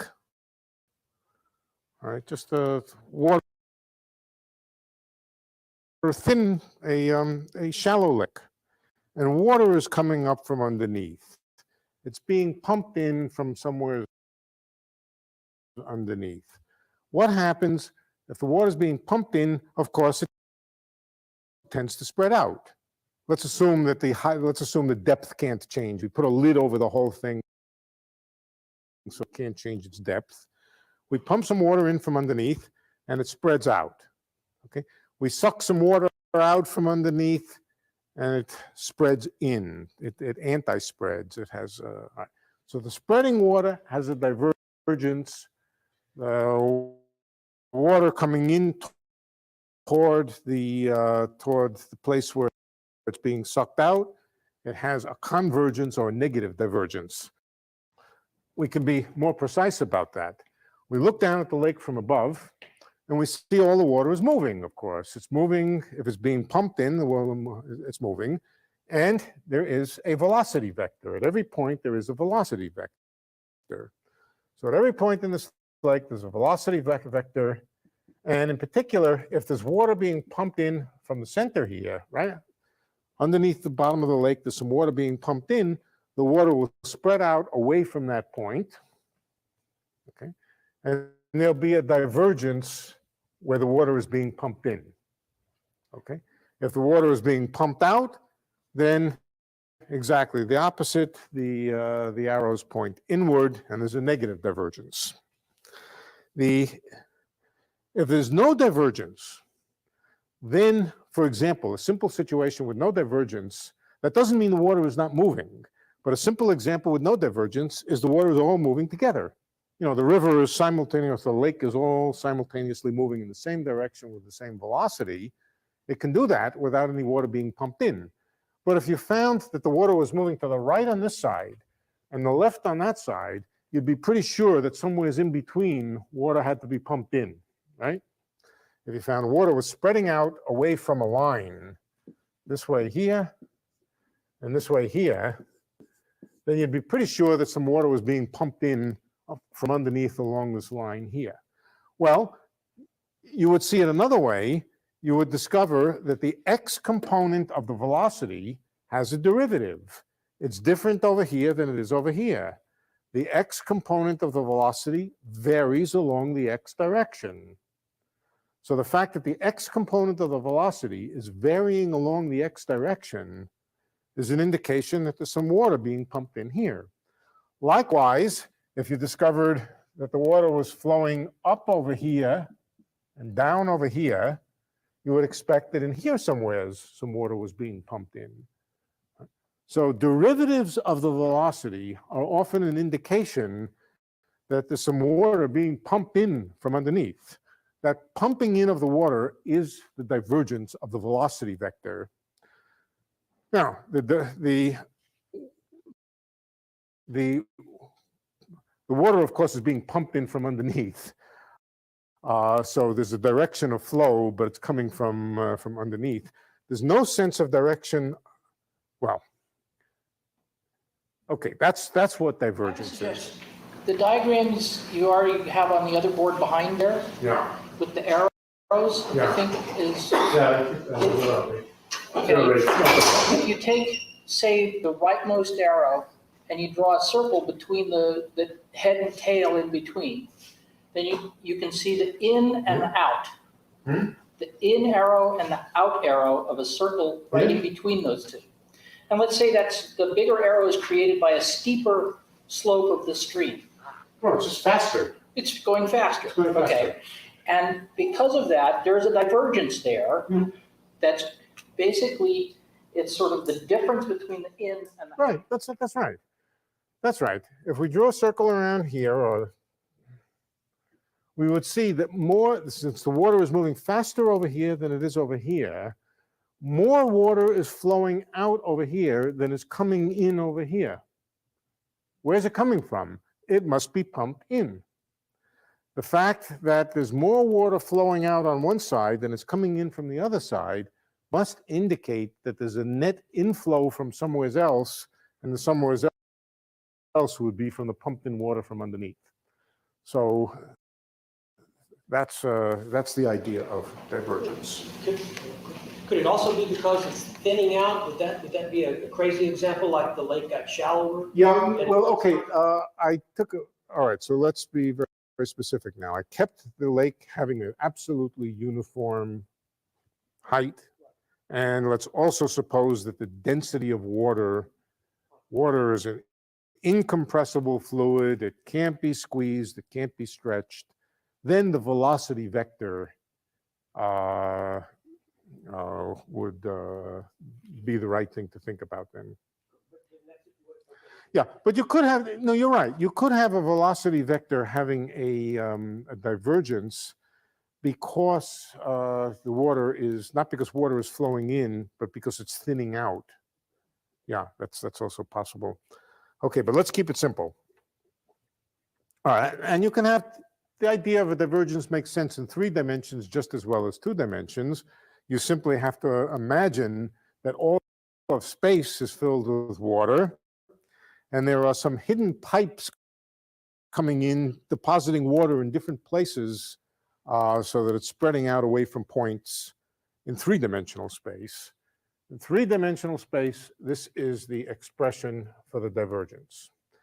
If this were the velocity vector at every point, you would calculate this quantity, and that would tell you how much new water is coming in at each point of space. That's the divergence. Now, there's a theorem which the hint of the theorem was just given by Michael there. It's called Gauss's theorem, and it says something intuitive, very intuitively obvious. You take a surface, any surface, take any surface, or any curve in 2 dimensions, and now suppose there's a vector field points. Think of it as the flow of water. Right? And now let's take the total amount of water that's flowing out of the surface. Obviously, there's some water flowing out over here. And of course, we want to subtract the water that's flowing in. Let's calculate the total amount of water that's flowing out of the surface. That's an integral over the surface. Why is it an integral? Because we have to add up the flow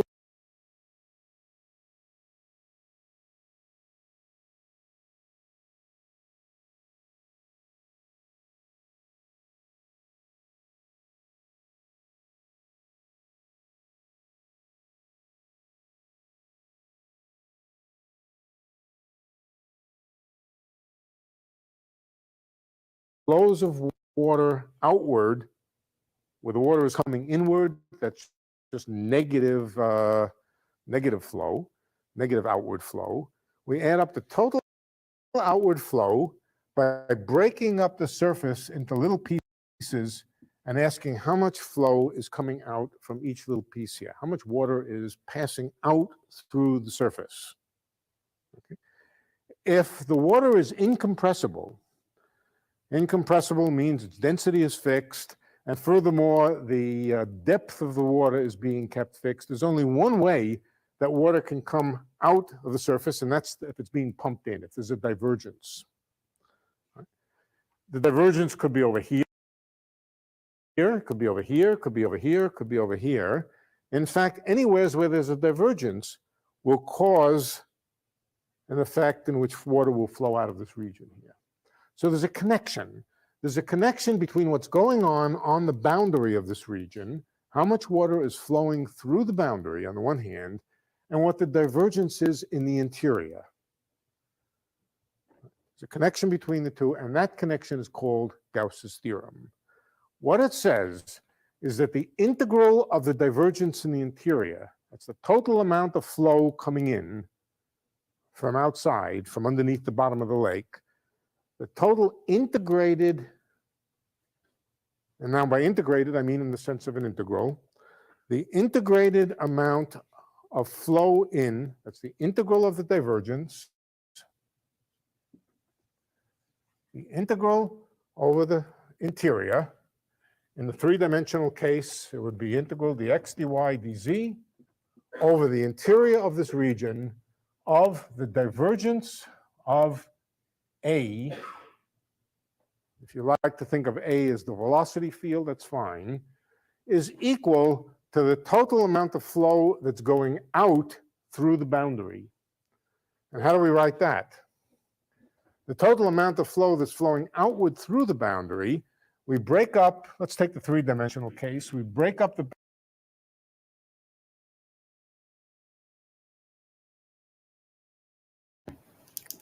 Okay, so I feel like I can write this. Okay. It's the influx of stuff. Whatever stuff is over here. And we have the region. The region is whatever we're talking about. And then you're like, okay, so stuff comes in. Let's say it's water. And it's got like these 3 leaks. here, here, and here. And so let's say it's just leaking water at these 3 points. And what's the influx of water here versus the outflux of water there? Okay. The boundary into little cells. Each little cell is a little area. Let's call each one of those little areas d sigma. D sigma stands for surface area. Sigma is the Greek letter sigma. It stands for surface area. This three-dimensional integral over the interior here is equal to a two-dimensional integral, d sigma, over the surface, and it is just the component of A perpendicular to the surface.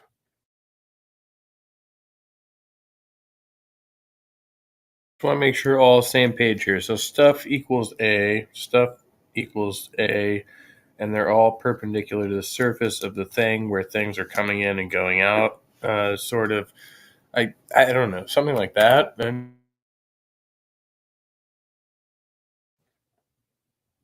let's call it A perpendicular to the surface, d sigma. A perpendicular to the surface is the amount of flow that's coming out of each one of these little boxes. Notice, incidentally, that if there's a flow along the surface, it doesn't give rise to any fluid coming out. It's only the flow perpendicular to the surface, the component of the flow perpendicular to the surface, which carries fluid from the inside to the outside. So we integrate the perpendicular component of the flow over the surface, that's the little sigma here. That gives us the total amount of fluid coming out per unit time, for example.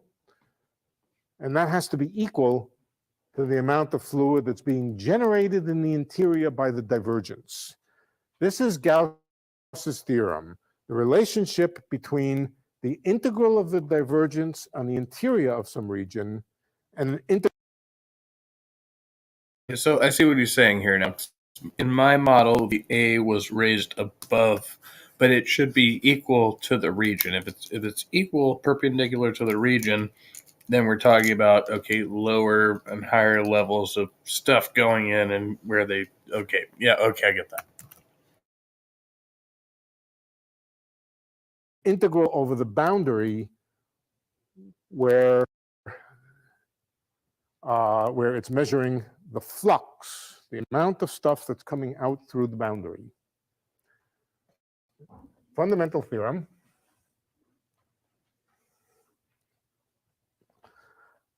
And let's see what it says now. Any questions about Gauss's theorem here? You'll see how it works. I'll show you how it works in the, Yeah, you mentioned that for water as incompressible. Does that mean if we were dealing with compressible fluid? well, yeah, you could have, sure, if you had a compressible fluid, you could discover that all the fluid out in the boundary here is all moving inwards in every direction without any new fluid being formed. In fact, what's happening is just the fluid is getting squeezed. But if the fluid can't squeeze, if you cannot compress it, then the only way that fluid could be flowing in is if it's being removed somehow from the center. If it's being removed by invisible pipes that are carrying it off.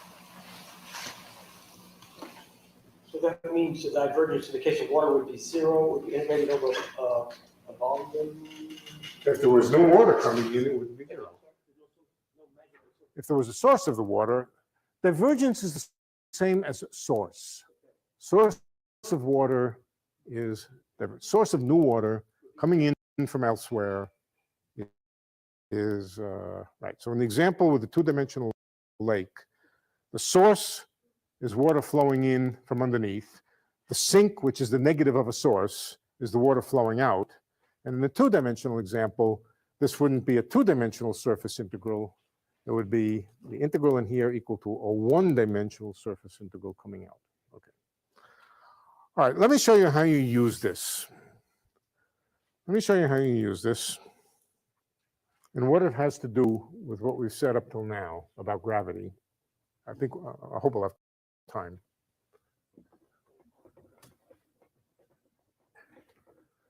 Let's imagine that we have a source. It could be water, but let's take three-dimensional case. There's a divergence of a vector field, let's say A. There's a divergence of a vector field, del dot A, and it's concentrated in some region of space that's a little sphere. In some region of space that has spherical symmetry. In other words, it doesn't mean that the divergence is uniform over here, but it means that it has the symmetry of a sphere. Everything is symmetrical with respect to rotations. Let's suppose that there's a divergence of the fluid. Okay. Now let's take, and it's restricted completely to be within here. It could be strong near the center and weak near the outside, or it could be weak near the center and strong near the outside, but a certain total amount of fluid or a certain total divergence, an integrated divergence, is occurring with nice spherical shape. Okay, let's see if we can use that to figure out what the field, what the A field is. There's a del dot A in here. And now let's see, can we figure out what the field is elsewhere, outside of here? So what we do is we draw a surface around there.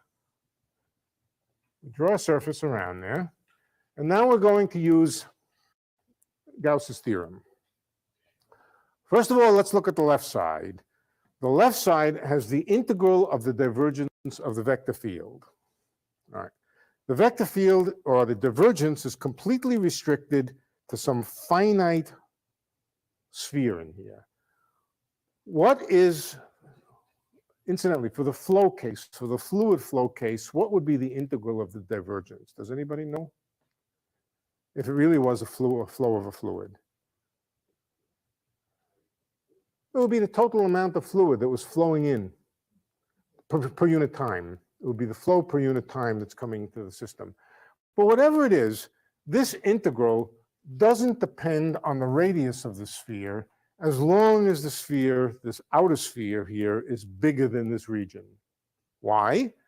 Because the integral over the divergence of A is entirely concentrated in this region here, and there's zero divergence on the outside. So first of all, the left-hand side is independent of the radius of this outer sphere, as long as the radius of the outer sphere is bigger than this concentration of divergence here.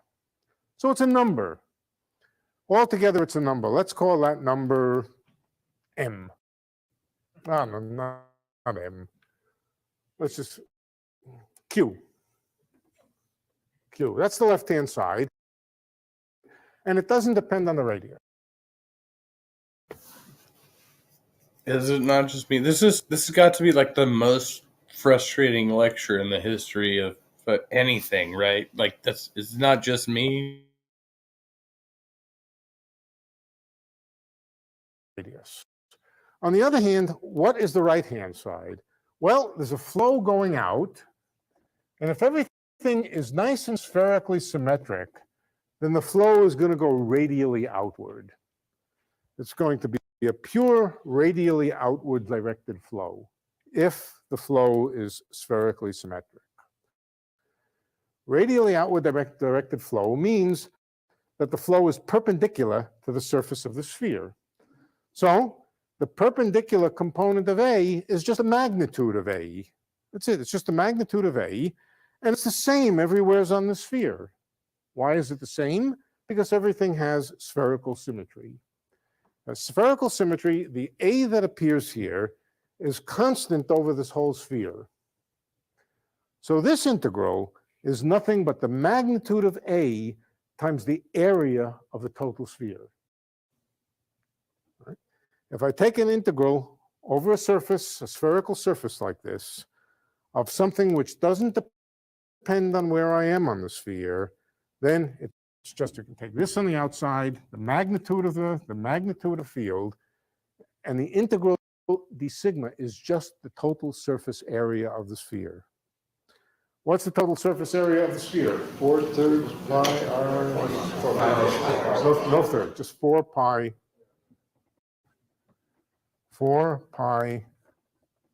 r squared.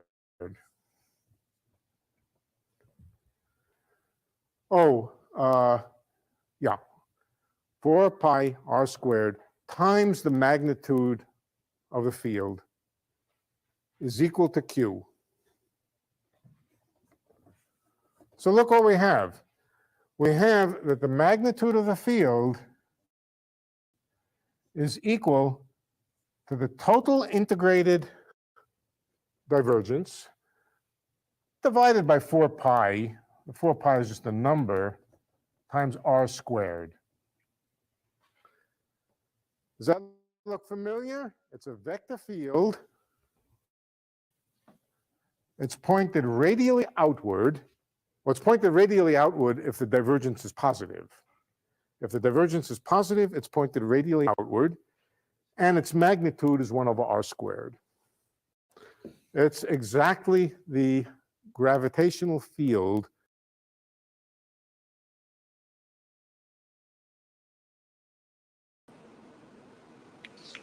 Hey, what's up?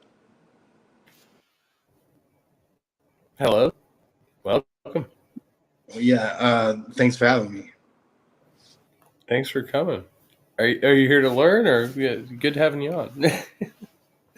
Well, you know, I might be a little too tipsy to learn. I was going to maybe attempt to make some wise cracks and jokes. They're very obvious and probably not that funny, but...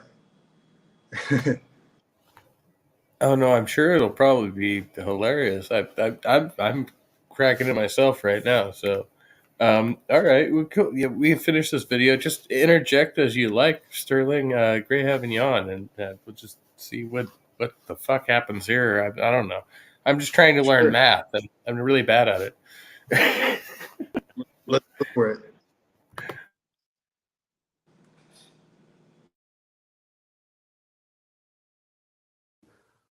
of a point particle at the center here. That doesn't look right magnitude of any. Hmm? It doesn't look right. You've got to scale everything. The magnitude. Yeah. That's why we have to put a direction in here.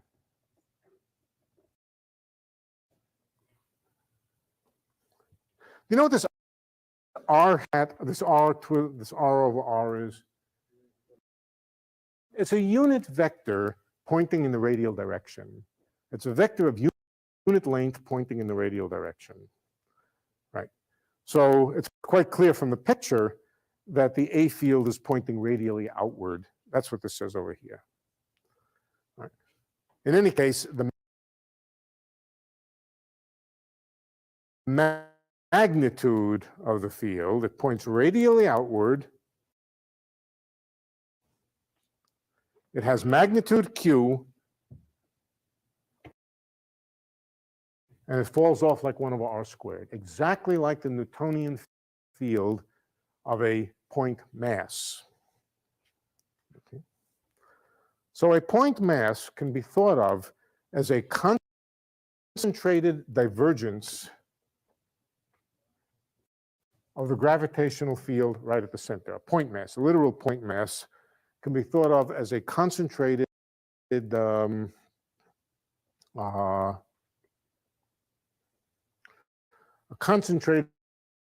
divergence of the gravitational field, concentrated in some very, very small little volume. Think of it, if you like, you can think of the gravitational field as the flow field or the velocity field of a fluid that's spreading out.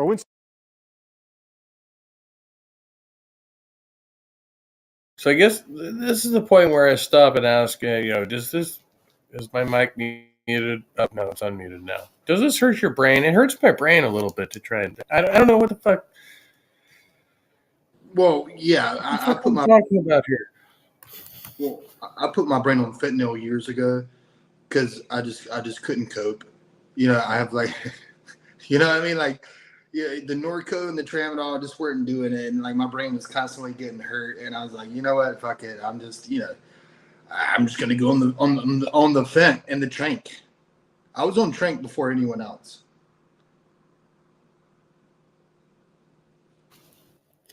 So you're a drug user? Are you saying you're a drug user? Sterling? Is that what you're? But no. You know what's funny is the word drug.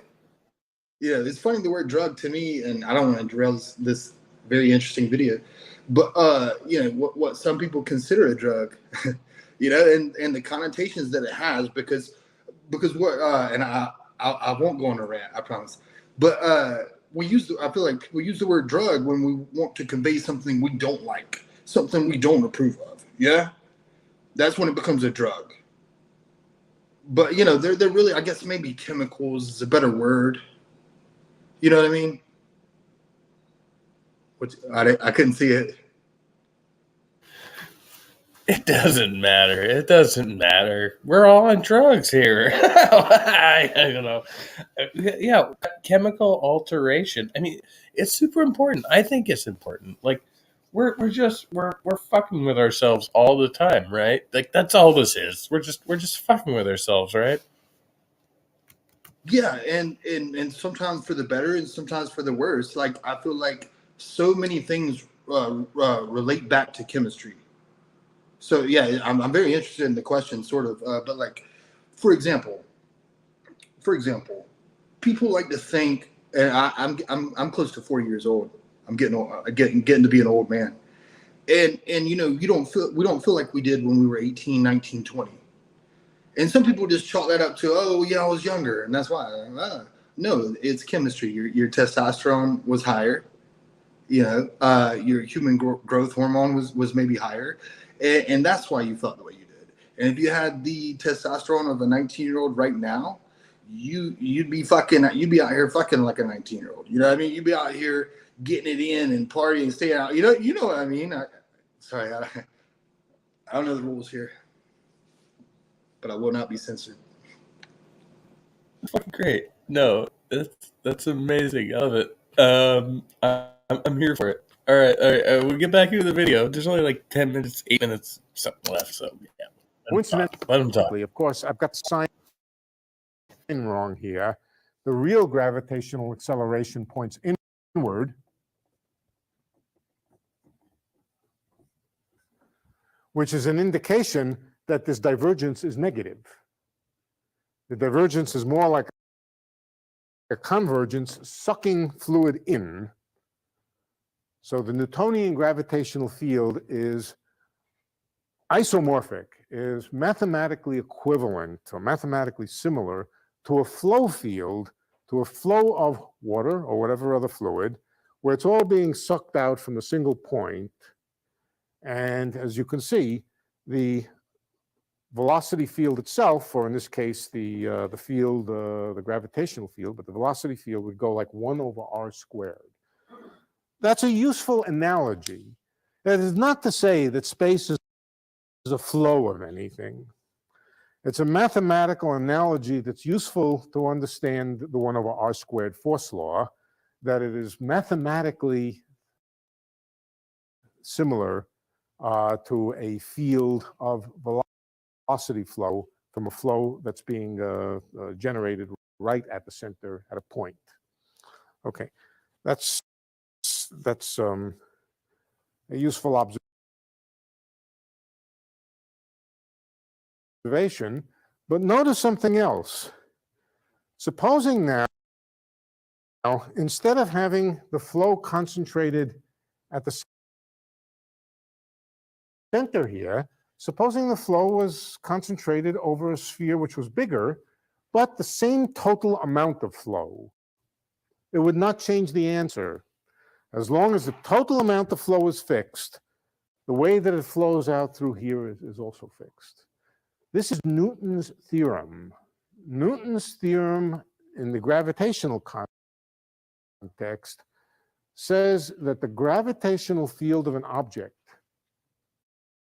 right, outside the object is independent of whether the object is a point mass, or whether it's a spread out mass this big, as long as you're outside the object, and as long as the object is spherically symmetric, in other words, as long as the object is shaped like a sphere, and you're outside of it, on the outside of it, outside of where the mass distribution is, then the gravitational field of it doesn't depend on whether it's a point, it's a spread out object, whether it's denser at the center and less dense at the outside, less dense in the inside, more dense in the outside. All it depends on is the total amount of mass. The total amount.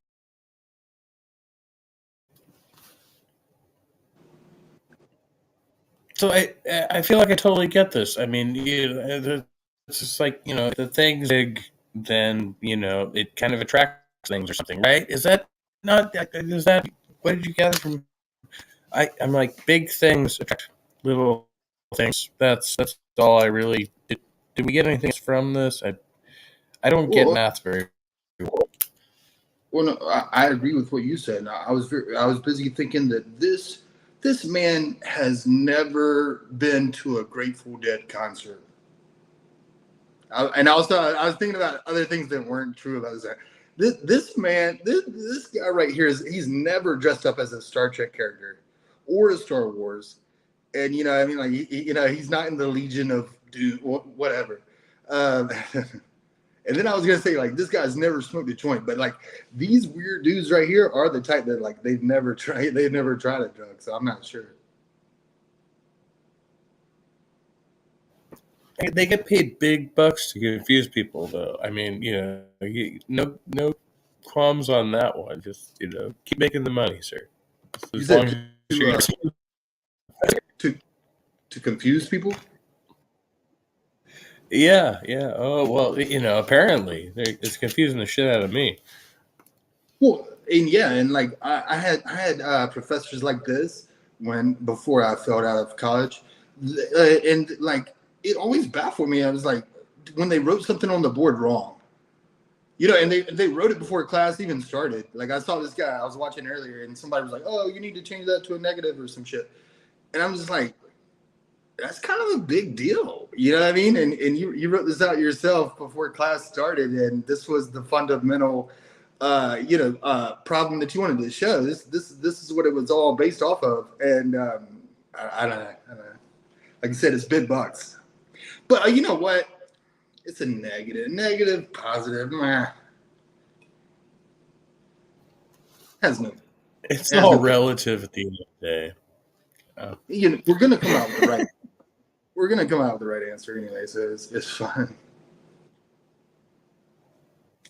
So, am I? I'm not echoing, am I? If I'm echoing, just let me know because I can do something here. No, your audio is perfect. Sometimes when we play the clips, it gets a little bit choppy, a little bit slow, but it's been fine. Yeah, I've heard everything, I think. Sweet. All right, I can put that back up, but I want to say, hello. It was our first official introduction, and I know we spoke together before elsewhere, interviewing some. Oh, you talked the whole time, and you were very rude. You didn't let anyone else get a word in, and like it was just like the Trusty Ape show, even though it wasn't. And you just it was all about you. And no, I'm kidding. It's nice to meet you officially. I was thinking it could be fun after we finish this video. We could find out what we do know about each other, because it is quite limited, I would assume. I'm down for that. I'm definitely down for that. I like it. Well, if you want to finish the video, I'm ready. All right, we'll go back to it. It's going to take me 2.5 seconds or something. I don't know. 2.5 seconds, 6 minutes. I don't know. Time is all relative. I'm not very good at it. But. It's the difference between my worst and best performance. So, see what you got.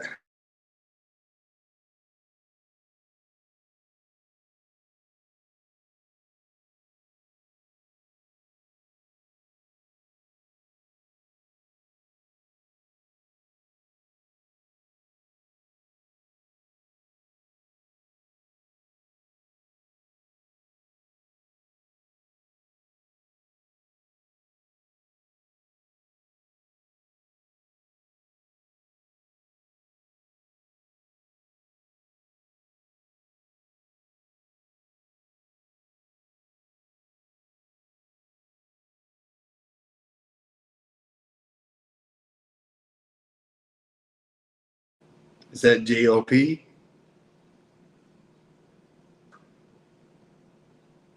Is that my boy Jesse in the bottom left?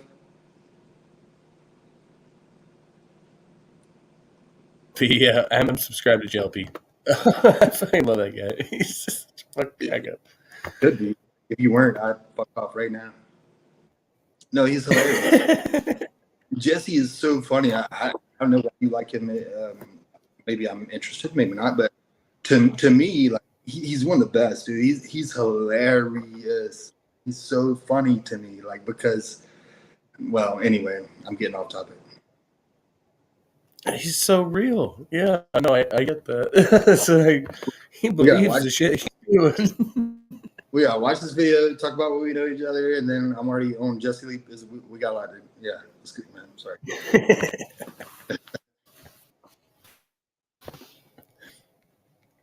Did we?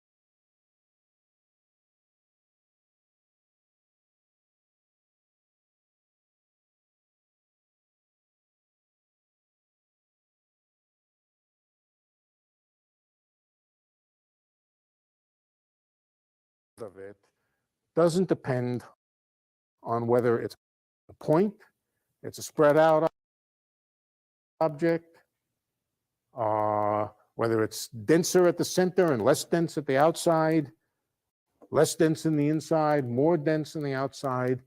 All it depends on is the total amount of mass. The total amount of mass is like the total amount of flow through coming into the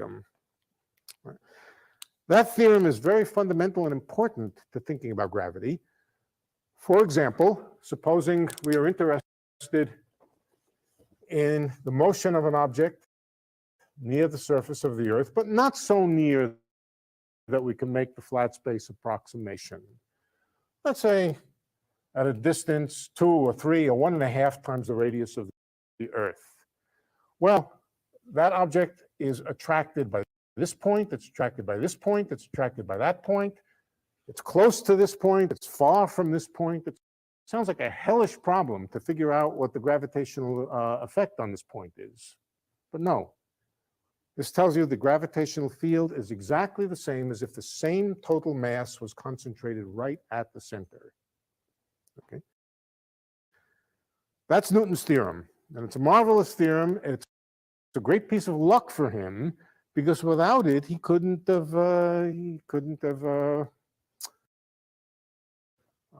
solved his equations. He knew.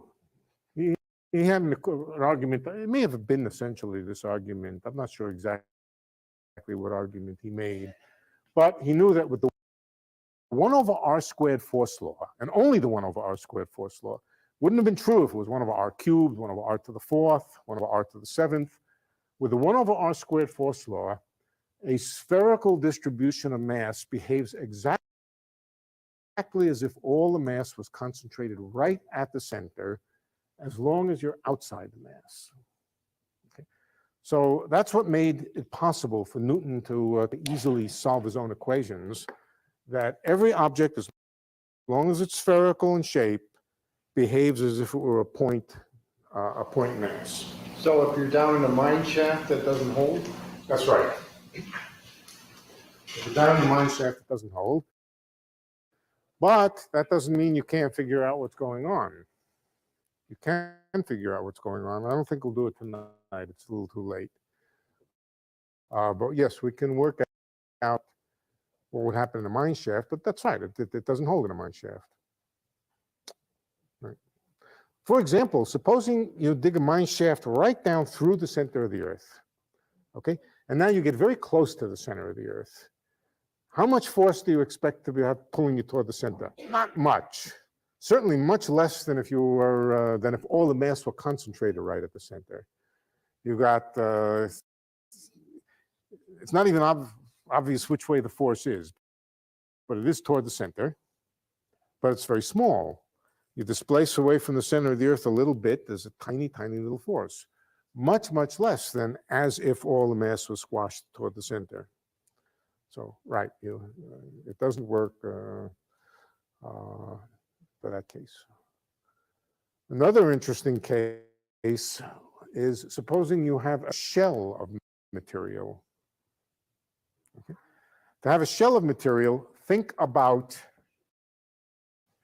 a shell of source, fluid flowing in.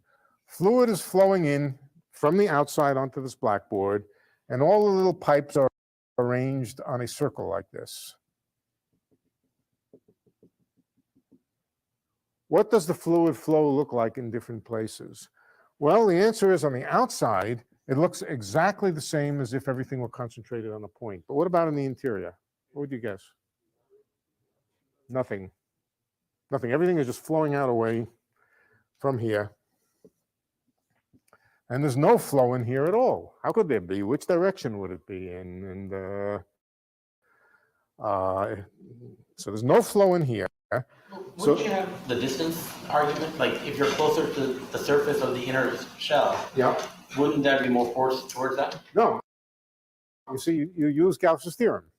Let's do Gauss's theorem. Gauss's theorem says, okay, let's take a shell. The field, the integrated field coming out of that shell is equal to the integrated divergence in here. But there is no divergence in here. So the net integrated field coming out is 0. No field on the interior of the shell, field on the exterior of the shell. So the consequence is that if you made a spherical shell of material like that, the interior would be absolutely identical to what it would be if there was no gravitating material there at all. On the other hand, on the outside, you would have a field which would be absolutely identical to what happens at the center. Now, there is an analog of this in the general theory of relativity. We'll get to it. Basically, what it says is the field of anything, as long as it's spherically symmetric on the outside, looks identical to the field of a black hole. But I think we'll finish for tonight. Go over divergence and all those Gauss's theorem. Gauss's theorem is central. There would be no gravity without Gauss's theorem.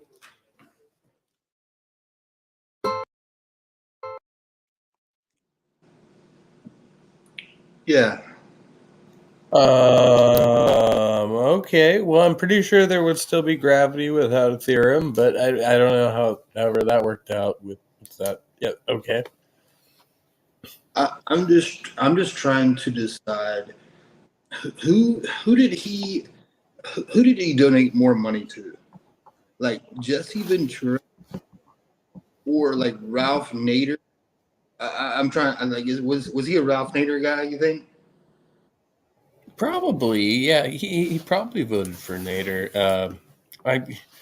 He seems like a smart dude, but like, what the hell was that? That's supposed to be an introductory lecture, and it was like, oh, well, just study all this stuff, and then maybe you'll understand. I don't know. It's that. Yeah, and yeah, look, only 40% of that's going to be on the exam, and the other 60% we never talked about. But yeah, like you said, like read the you know what? It's somebody erased this board. He can't be bothered to erase the board. There's TAs erasing the board for him. He can't be bothered.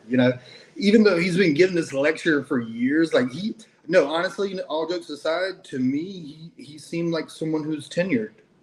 Yeah, he seems like someone who's been there for 25, 30 years, that same lecture, and he's bored with it, and he kind of got lazy, he messed some things up.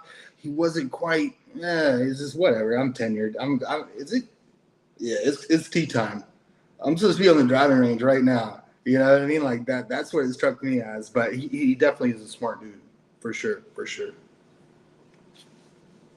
Do you think that's a problem, like overall, like the educational system? We're like, yeah, teachers don't get paid enough, so fuck education. Like, yeah, whatever, just give them whatever they get, Yeah, I think it's actually it's a great system, and it's actually ideal. Like we should implement that. Like let's say for the president, like we can all agree that Joe Biden's doing a hell of a job, and like he should be tenured by now. Let's just leave him in there. We should all just, if you're doing a good job, just let you keep doing your job, no matter what, right? Like, just if you're the best, freaking, what's that, urologist? The best urologist should be kept in place as long as possible. For some reason, because they're really good at it, and yeah, I don't know. I mean, me personally, I think that the president should be rolled out sooner. Like 4 years is too long. Give them like a year and a half and see how they fare. But I don't know. No, you make a good point. Yeah, because at this point in our politics, and I didn't know I was going to get into this. I was kind of kidding, but now I'm not. Is that most of what a president does is within those first 100 days because they're executive orders. There's things they sign into law. There's few things that they can do. There's many things they can't sign into law with an executive order. I'm not a scholar, but the things they can, those are the things they do on day one. You know what I mean? And then after that, the president's just kind of there talking shit on Twitter. Hopefully. Yeah, at least they do that much. Like, I think, personally, I'm like, every other public official, every other public servant is banned from using. They're like, don't go and spew all your shit out on social media. And they're like, the president, you do that. Just put everything out on social media. That simplifies things for us, so we don't have to have so many press conferences and shit like that. People already know what you're saying.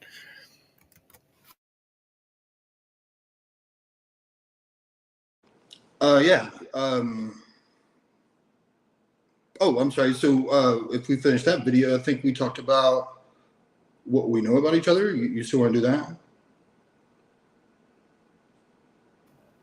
Oh, yes. I'd love to get to know you. I mean, we don't know too much about each other, I think. Well, I don't know too much about you.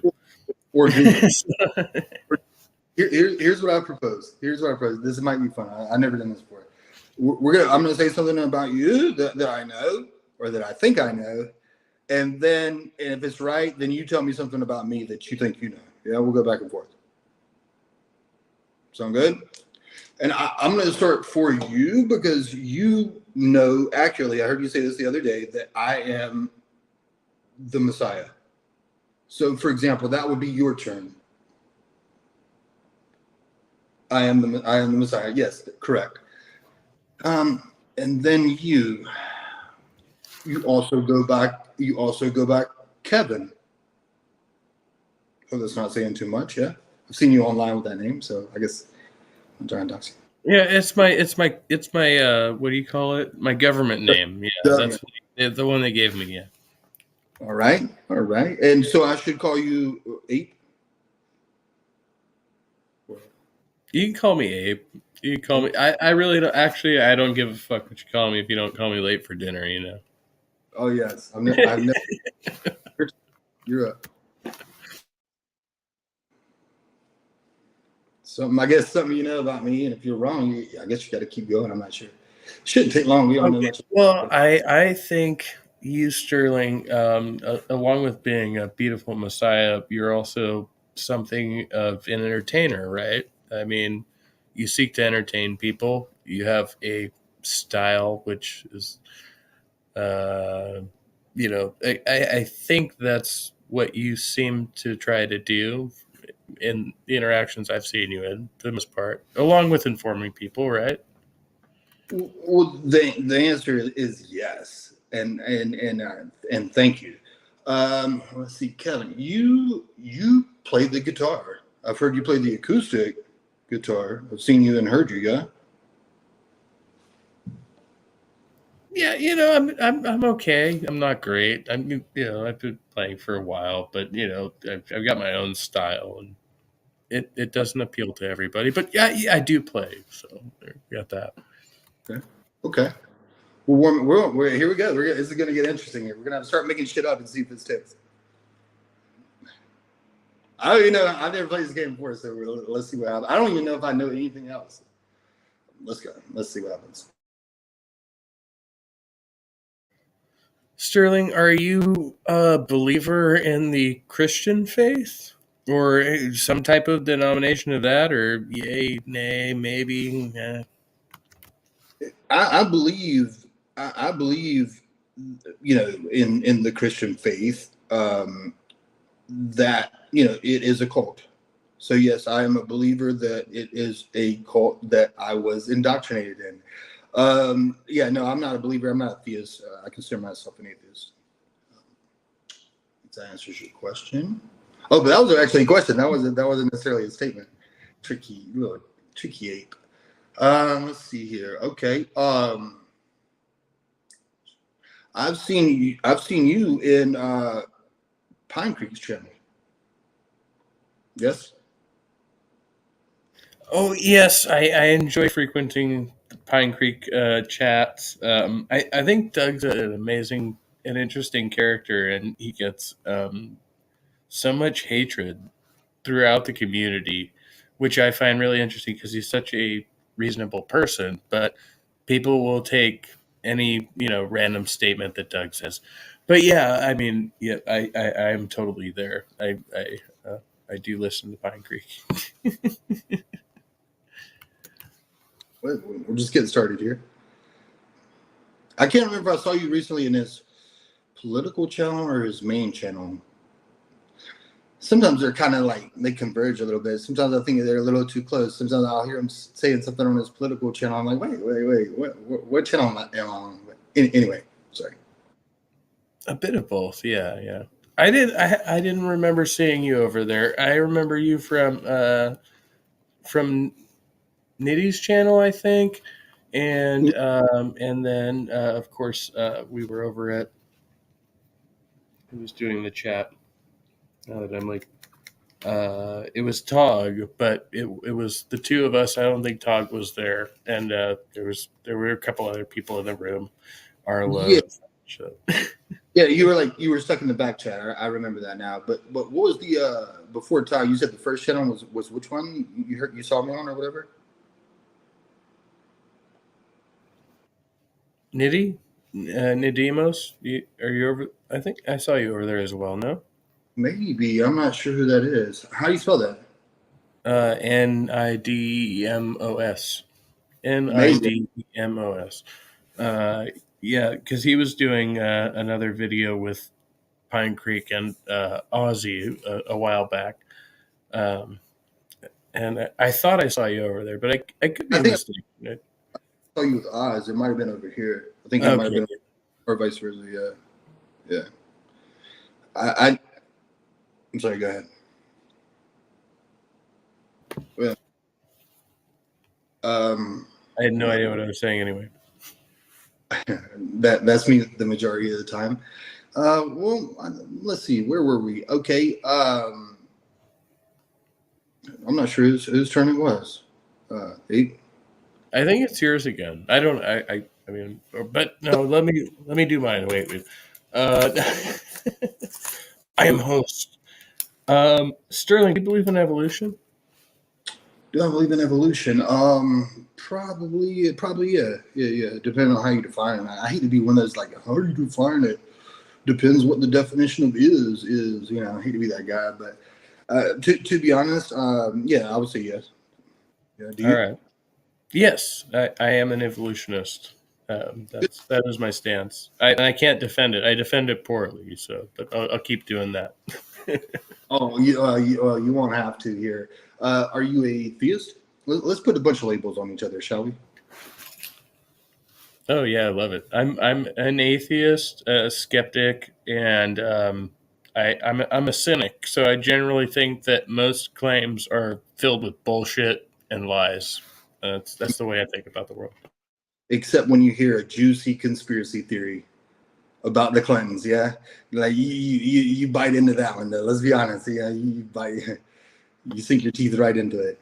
Yeah, I mean, when you overthink things, I mean, really complex conspiracies, they almost sound reasonable most of the time. I mean, most of the time, unless you like actually think about it or something. I don't.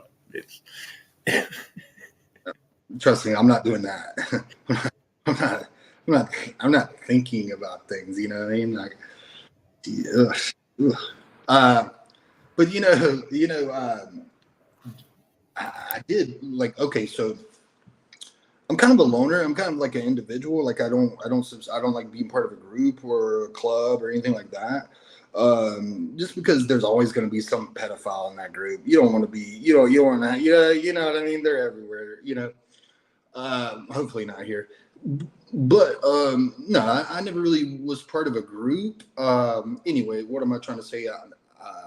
About a year ago, I would do a thing where I got really bored and I'd go to YouTube and I would search StreamYard, or I would search like Open Panel, and then I would change my filters to live and just see who's live and had an open panel. It doesn't matter where in the world you were located, what language you spoke, what color you were, what we were talking about. Most of the time, I didn't even like hang around long enough to find the subject matter. I just hit the link. I know, because I don't know why. I was just crazy to see what's out there. And anyway, that's how I discovered a lot of these channels, including Pine Creek actually, and some others. I'm not sure why I was telling this story, but well, anyway, that's a little bit about me and who I am on the internet. But I know one thing I wanted to say was that you probably didn't see me in Pine Creek's channel because like I am so bored with like his. Well, I agree with Pine Creek so many times. Like it's hard to disagree with him on his main channel. Yeah, I'm an atheist and I just didn't really have much to contribute, so I just kind of never really said anything, even though I followed him for years. Yeah, but we can talk about it. It's just that there's so many channels doing that, and there's so many people talking about it, and people who know way more than I do, like Pine Creek. He's so much better than I am. Like, let him do it. That's how I feel about it. Yeah, I mean, I get that. Because I'm like, I was a huge Matt Dillahunty fan for years, and I'm like, okay, I can't do the Matt Dillahunty thing. That's not me. I've just got to parrot some of these arguments and hope I'm okay at it. But like, that's really not my goal here. But I'm still aligned, in some ways with those arguments, and I still try to pay attention to them. So I guess what I would want to ask you, like right now, is. Obviously you have a channel, and do you have content you're putting up or some objective there, or is it more just kind of hanging out around these spaces that you do? Yeah, like the majority of my content is sleep streams. I like to sleep on camera, and no, that's not true. No, I don't have a channel really. I don't make content. I like to just hop around and see what other people are talking about. Like I've always kind of been a little self-conscious. I've tried a couple of channels, here and there, but just never. I'm too lazy and can't be bothered. You know what I mean? Like I can't be bothered. I'm either too hungover or trying to get drunk so I can be too hungover to not have to worry about achieving things. And being productive in any way. I can't be. I can't be. What the? If you know what I mean. No, I just like to hop around and see what's out here. Maybe one day I think I'll stream because I do get really bored with the content that's out there, and that actually is why I'm here. So yeah, bring it on. Well, in some ways, I'm like really glad to hear that. Like, and I think you're one of the more interesting people I've met recently out here. So I was like, "What's this guy up to?" Oh, okay. And then get my buzzers going. So I always enjoy finding new and interesting content rather than just sticking to the same old shit day in day out. So right. Yeah, and I'm typically looking for someone who out there to talk to who is easily manipulated, who has low self-esteem issues, who's struggling to find their way in the world, who maybe like, you know, daddy issues and drug abuse and this and that. And, you know, that's my audience that I'm looking for. You know what I mean? Like that, you know, that audience where you just, I totally feel targeted right now. Are you targeting me, Sterling? no, man, I don't know what the fuck I'm doing, man. I'm just a guy out here talking shit. You know, I'm just a guy from South Carolina, you know, talking shit, trying to figure it out, you know. Have you ever met Wildheart? Do you know Wildheart, the UK guy? Wildheart's a close friend of mine, actually. Yeah, Okay. Yeah. I met Wildheart about a year ago doing the whole YouTube search thing, and wow, yeah, it's funny you mentioned that. Yeah, no, me and Wildheart are very close, probably, yeah, one of his closest. He, how much do I want to say? Yeah, you know, he got out recently. I don't know if you've seen it. I did not hear that. I'm glad to hear it, but I haven't heard a lot from him yet. Yeah, well, he was supposed to get 12 weeks, and so and I have a connection in his family with his family members. Anytime Wildheart goes missing for 24 hours, he's not online. I send out a search party. You know what I mean? I'm like, Wildheart's been offline for 24 hours. What's going on? Yeah, he got out a few days ago, and he made his rounds. I think he went on maybe like Brojo's channel. I think he went on Ace Theo's channel. He went on a few different channels anyway, and he was sober. And I'm not sure why you asked about Wildheart or how much you know, but yeah.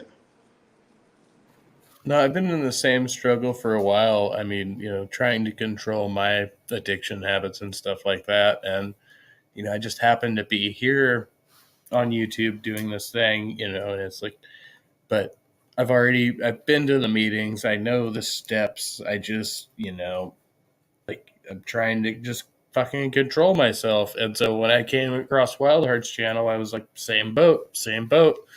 And then, you know, eventually he kind of disappeared. And I've always been seeking to kind of form a support group. But then I'm like, okay, I'm not really there yet. You know, I've got to fix my own shit first. And, you know, it's like me and my therapist talked about this morning. It's like 90% distracting yourself from all of the negative bullshit that makes you want to drink in the first place. You know, it's like, that's mostly what it's about. It's like, okay. Well, yeah, then I would encourage you to seek Wildheart out because he's got it all figured out. He could be like a father figure to you, a big brother, some sort of like. No, I'm kidding. Don't do that. But I'm not sure if you've ever seen the channel. Excuse me, Orlo Armadeus. He's my buddy with the Pandemic Pub. His name's Dan. I'm not sure if we've seen each other there or not. Maybe. I think maybe we did. Probably, yes. I think I subscribed him after that stream we did with, what's his face, with the, y'all motherfuckers need Jesus. That's all I can describe it as. Like, it was just going on and on. You were there that day. It was like somebody like, what was his name? Not Joe Urban. Was that him? And he was going on rants about the Jews and this and that. No, I'm thinking of New Life in Christ. Was that what he was called? Something like that, yeah. What are you talking about, little buddy? Little buddy.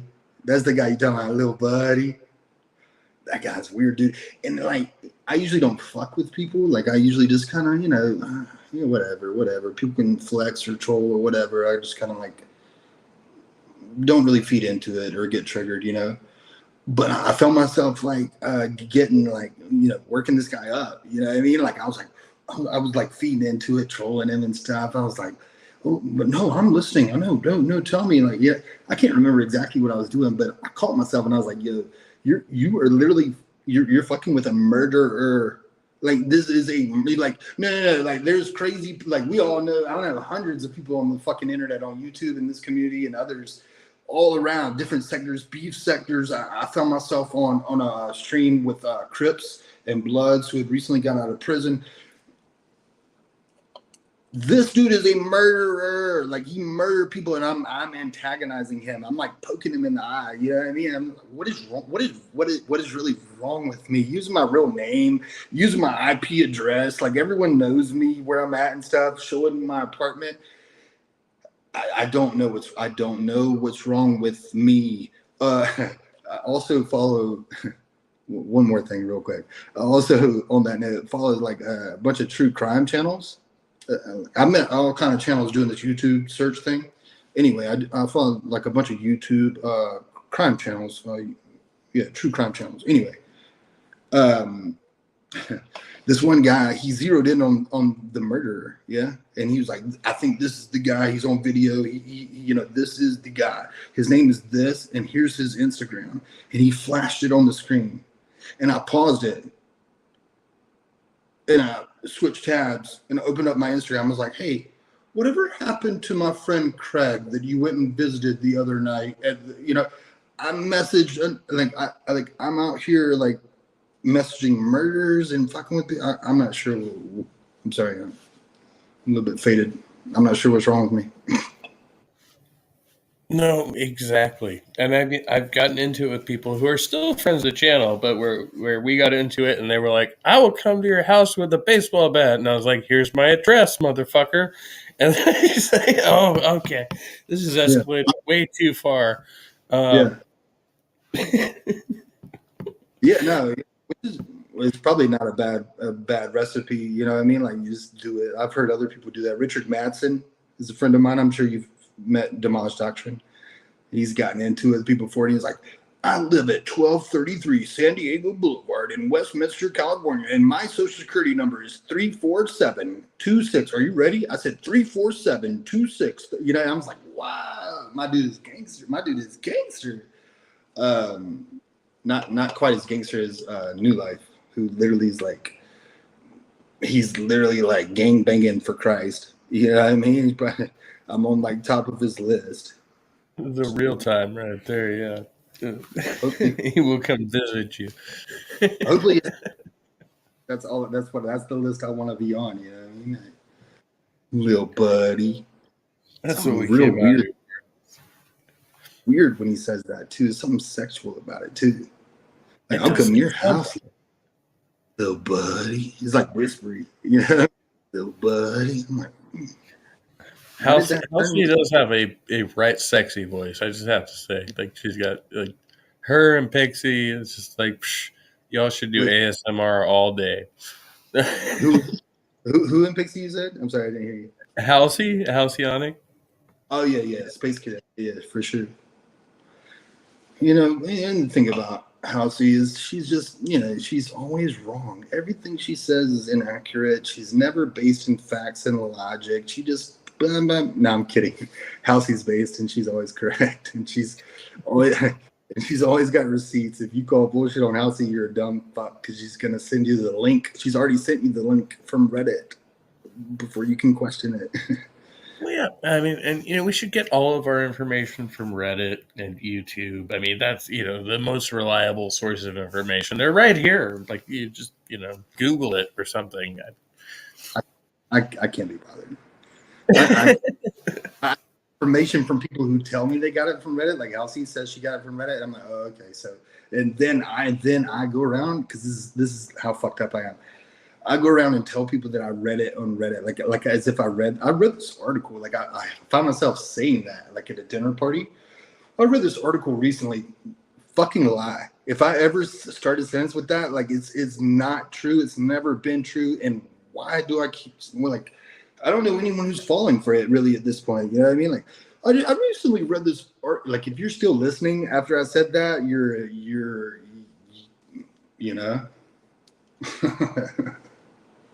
Well, I mean, here I sit. I still have a YouTube channel after all these years. Like, after being like, I know nothing. Listen to me. So yeah, it's the same thing, right? That's obvious to your viewers, and it's and it's why I'm here, so that your viewers can get some accurate information that they don't have to worry about fact checking, because this is all going to be true. Sterling, how important is truth to you? Do you think truth is like really important, or should we just like not really give a fuck about what's true and just like trust our feelings and stuff? I would say that if that feeling, all right, boom. So like, let's say you took 300 milligrams of sildenafil, yeah, and then you took 40 milligrams of tadalafil on top of that, yeah. That is a good feeling. That feeling is probably number one. That is number one. And only second to that would be truth. Up there, like I would put truth at the top, really. I mean, not above some nice perky fate D cups, but like right below that. Truth is the most important. Yeah, I'm on a quest for truth. Blah blah blah. Yeah. I value truth. I put a high value on truth, and a lot of people don't. And I'd rather say I don't know, or than be wrong. I'd rather just say I don't know. And a lot of times I kind of play up that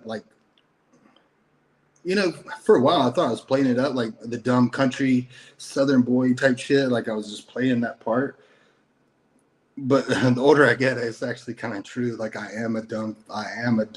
No, it is. Like I thought I was being clever. Like, oh no, I'm just an old country boy from a dirt road. Y'all don't believe that, do you? Y'all don't believe that shit, do you? I'm fucking smarter than everybody out here. But I am just an old dumb boy from a country road. Anyway, but I value truth. Yeah. If I ever say a thing that's not true, let me know. I love that response. I can't. I'm like, yes, no, yes. I am. It's me, big dummy over here. I'm sorry. I was just looking for answers. I'm sorry. I'm sorry for seeking knowledge. I'm sorry. And I feel like toot my own horn, but like I get so disgusted on YouTube because so many people take the opposite approach. I feel like so many people out here flexing about how smart they are. Oh, but Ape, is that the ontological response, or you know what I mean? Like, is it? I want to. It makes me want to vomit. You know what I mean? Like, it makes me want to vomit. I don't want to flex on anybody about how smart I am. And the people who are so busy doing that, and we could name them. We won't. We could name them, but like, who y'all trying to convince? You know what I mean? Who y'all trying to convince, really? Go get your doctorates and come back when you have, some verifiable answers. Because otherwise, you're just some other douchebag on the internet like me, right? I have 2 doctorates. I'm a biologist. Who am I talking about so far? Are you getting? Do you know? You want me to keep going? No, I don't know who that was. Biology and. We'll get there. We'll get there. I think I have a hint, but I don't want to. Yeah. I didn't go in on it, but maybe someone I just met on the internet. I've been listening to people like that for a while, or people are like, well, I have no doctorate, but my opinion is more important because, and then they give some bullshit reason. It's like, no, your opinion is not more important than anybody else's. Like, at this point, like, you have no expertise and you're just spewing and frothing at the mouth about some subject that you have a surface level understanding of. And okay, like, you can do that, but I don't know why I should support you doing that, Yeah, no, and hey, look, if I hear one more, debate about slavery in the Bible, I am going to volunteer myself for slavery. Like, you could be my master. Like, I'm going to give myself to the first person. No, seriously, like, I will devote just make it stop. You know what I mean? Like, if I hear about Exodus 21 or Leviticus 20, like one more fucking time, you know what I mean? I am going to get on a boat myself. But yeah, no, I mean, there's so many people out there talking about how much they know, and man, you can't even speak on a conversation that you feel like you're curious about or interested about, and then you know, one of these Calvinists or no, one of these apologetics will tell you, oh, well, but what's your starting point, Sterling? And what's your worldview? And I'm trying to help you. I'm trying to help you, Sterling, because you haven't been having conversations for decades in your life, and far be it from you, but you're not even making sense right now. So I'm trying to help you. But I'm going to establish your worldview. I don't even fucking, what is it? Like, I never even, who talks like, then you end up having some goofy ass conversation, you know, with Irenic, and he is in a ditch the whole time, and then you think it can't get worse, but he actually finds the ditch within the ditch, and he runs you into that one, and then you're like, holy fuck, like, when am I going to get out of here? Why is he still behind the wheel? And then he backs it up into another ditch within the ditch within the ditch. You know what I mean? And this happens every day on the way to school. It's like, help me, help you, help myself. Where were we going? Somewhere. Yeah, no, Irenic. It was a fucking. I've apologized to that human being for being an asshole when in fact he was the asshole. And the dude still never acknowledged the fact that, okay, we were probably both fucking dicked up on each other. But he was just like, meh. And I was like, oh, okay. That was on a wild arch, too. There's pitch he's looking for. Like, it's in his, yeah, he's zoned in on it. What was that last thing you said? Something about, was that water? You said something about water? What did you say? Oh, no, just ironic. It's just like, you know, one of those human beings who can never fucking admit that he's wrong. That's all I was saying. Yeah. I was like, probably fucking all over the place, too. But yeah, I just didn't hear that. Yeah, okay, I heard you now. Yeah. I fuck with Irenic, and if he's watching out there, look, Irenic, you suck. I hate you. You're the worst. Get off of the YouTube. No, I'm kidding. I fuck with Irenic just because I like Irenic. I like him, and like if I hear him play music and it's good. I've heard him make jokes, and he made me laugh, you know. But then it turns to like religion or politics, and I'm like, oh God, man, fucking hell. But yeah. That's how I feel most of the time. When are you a musician? I've got to ask. That's like the main, most important thing. Do you play music? No, I wish I were. I'm not. I'm honestly though. I know I'm almost 40, but I'm still not ruling it out. Like I know that sounds crazy, but like I'm at a point in my life where I have a lot of free time, so I'm thinking about stuff. No, never too late to start, and yeah, I think you should. I think it'd be cooler if you did. That's yeah, me too. Me too. And I've tried a lot of things that I'm not good at, and so I don't have a problem with that at all. I don't have a problem failing it, like whatsoever. The closest I came to is stand-up comedy. Like I did like amateur shit. I'm not sure if you knew that. I just do like amateur shit around town, and there was a place where you could get like 5 minutes on Mondays. You could sign up, and they'd be like an open mic thing, yeah. Yeah, it's open mic, but yeah, just for comedy. Which I've done open mics and done comedy that were open to like all different types of open mics, and you know, you don't want to follow the guy doing acoustic, you know, with your not so hilarious jokes. You know what I mean? Like it's art. But yeah, no, I did that too, and I don't think I'm hilarious. I don't think I'm funny. I just kind of like it's a challenge. Like why not? You know. Well, I'd say you're a funny guy from just judging by seeing you in open rooms. I got my friend Warhol Kaufman. If you look him up, he's traveling about. But if you're doing comedy tours, he's doing stuff over here on the California side and elsewhere. But he's from my neck of the woods, and I definitely recommend reaching out to Warhol Kaufman if you're trying to do comedy shows. I tried once myself last year, and it was a fucking complete shit show. I was just the most depressing person in the room, but I'm looking at maybe trying again. Yeah, I'm sorry to interrupt you, but yeah, I just had to relate it. Like, yeah, like that's me every time. Like at least 80% of the time, I bomb, and it's not a joke. It's not even a joke. Like, but you know, when I listen to other comedians talk, I don't listen to their comedy because I don't want anything to like seep into my brain. But I hear them talk about comedy, and they'll talk about how like everybody bombs. Everybody bombs. It takes like 10 years to get really good at stand up, and I've been messing around on and off for like five years.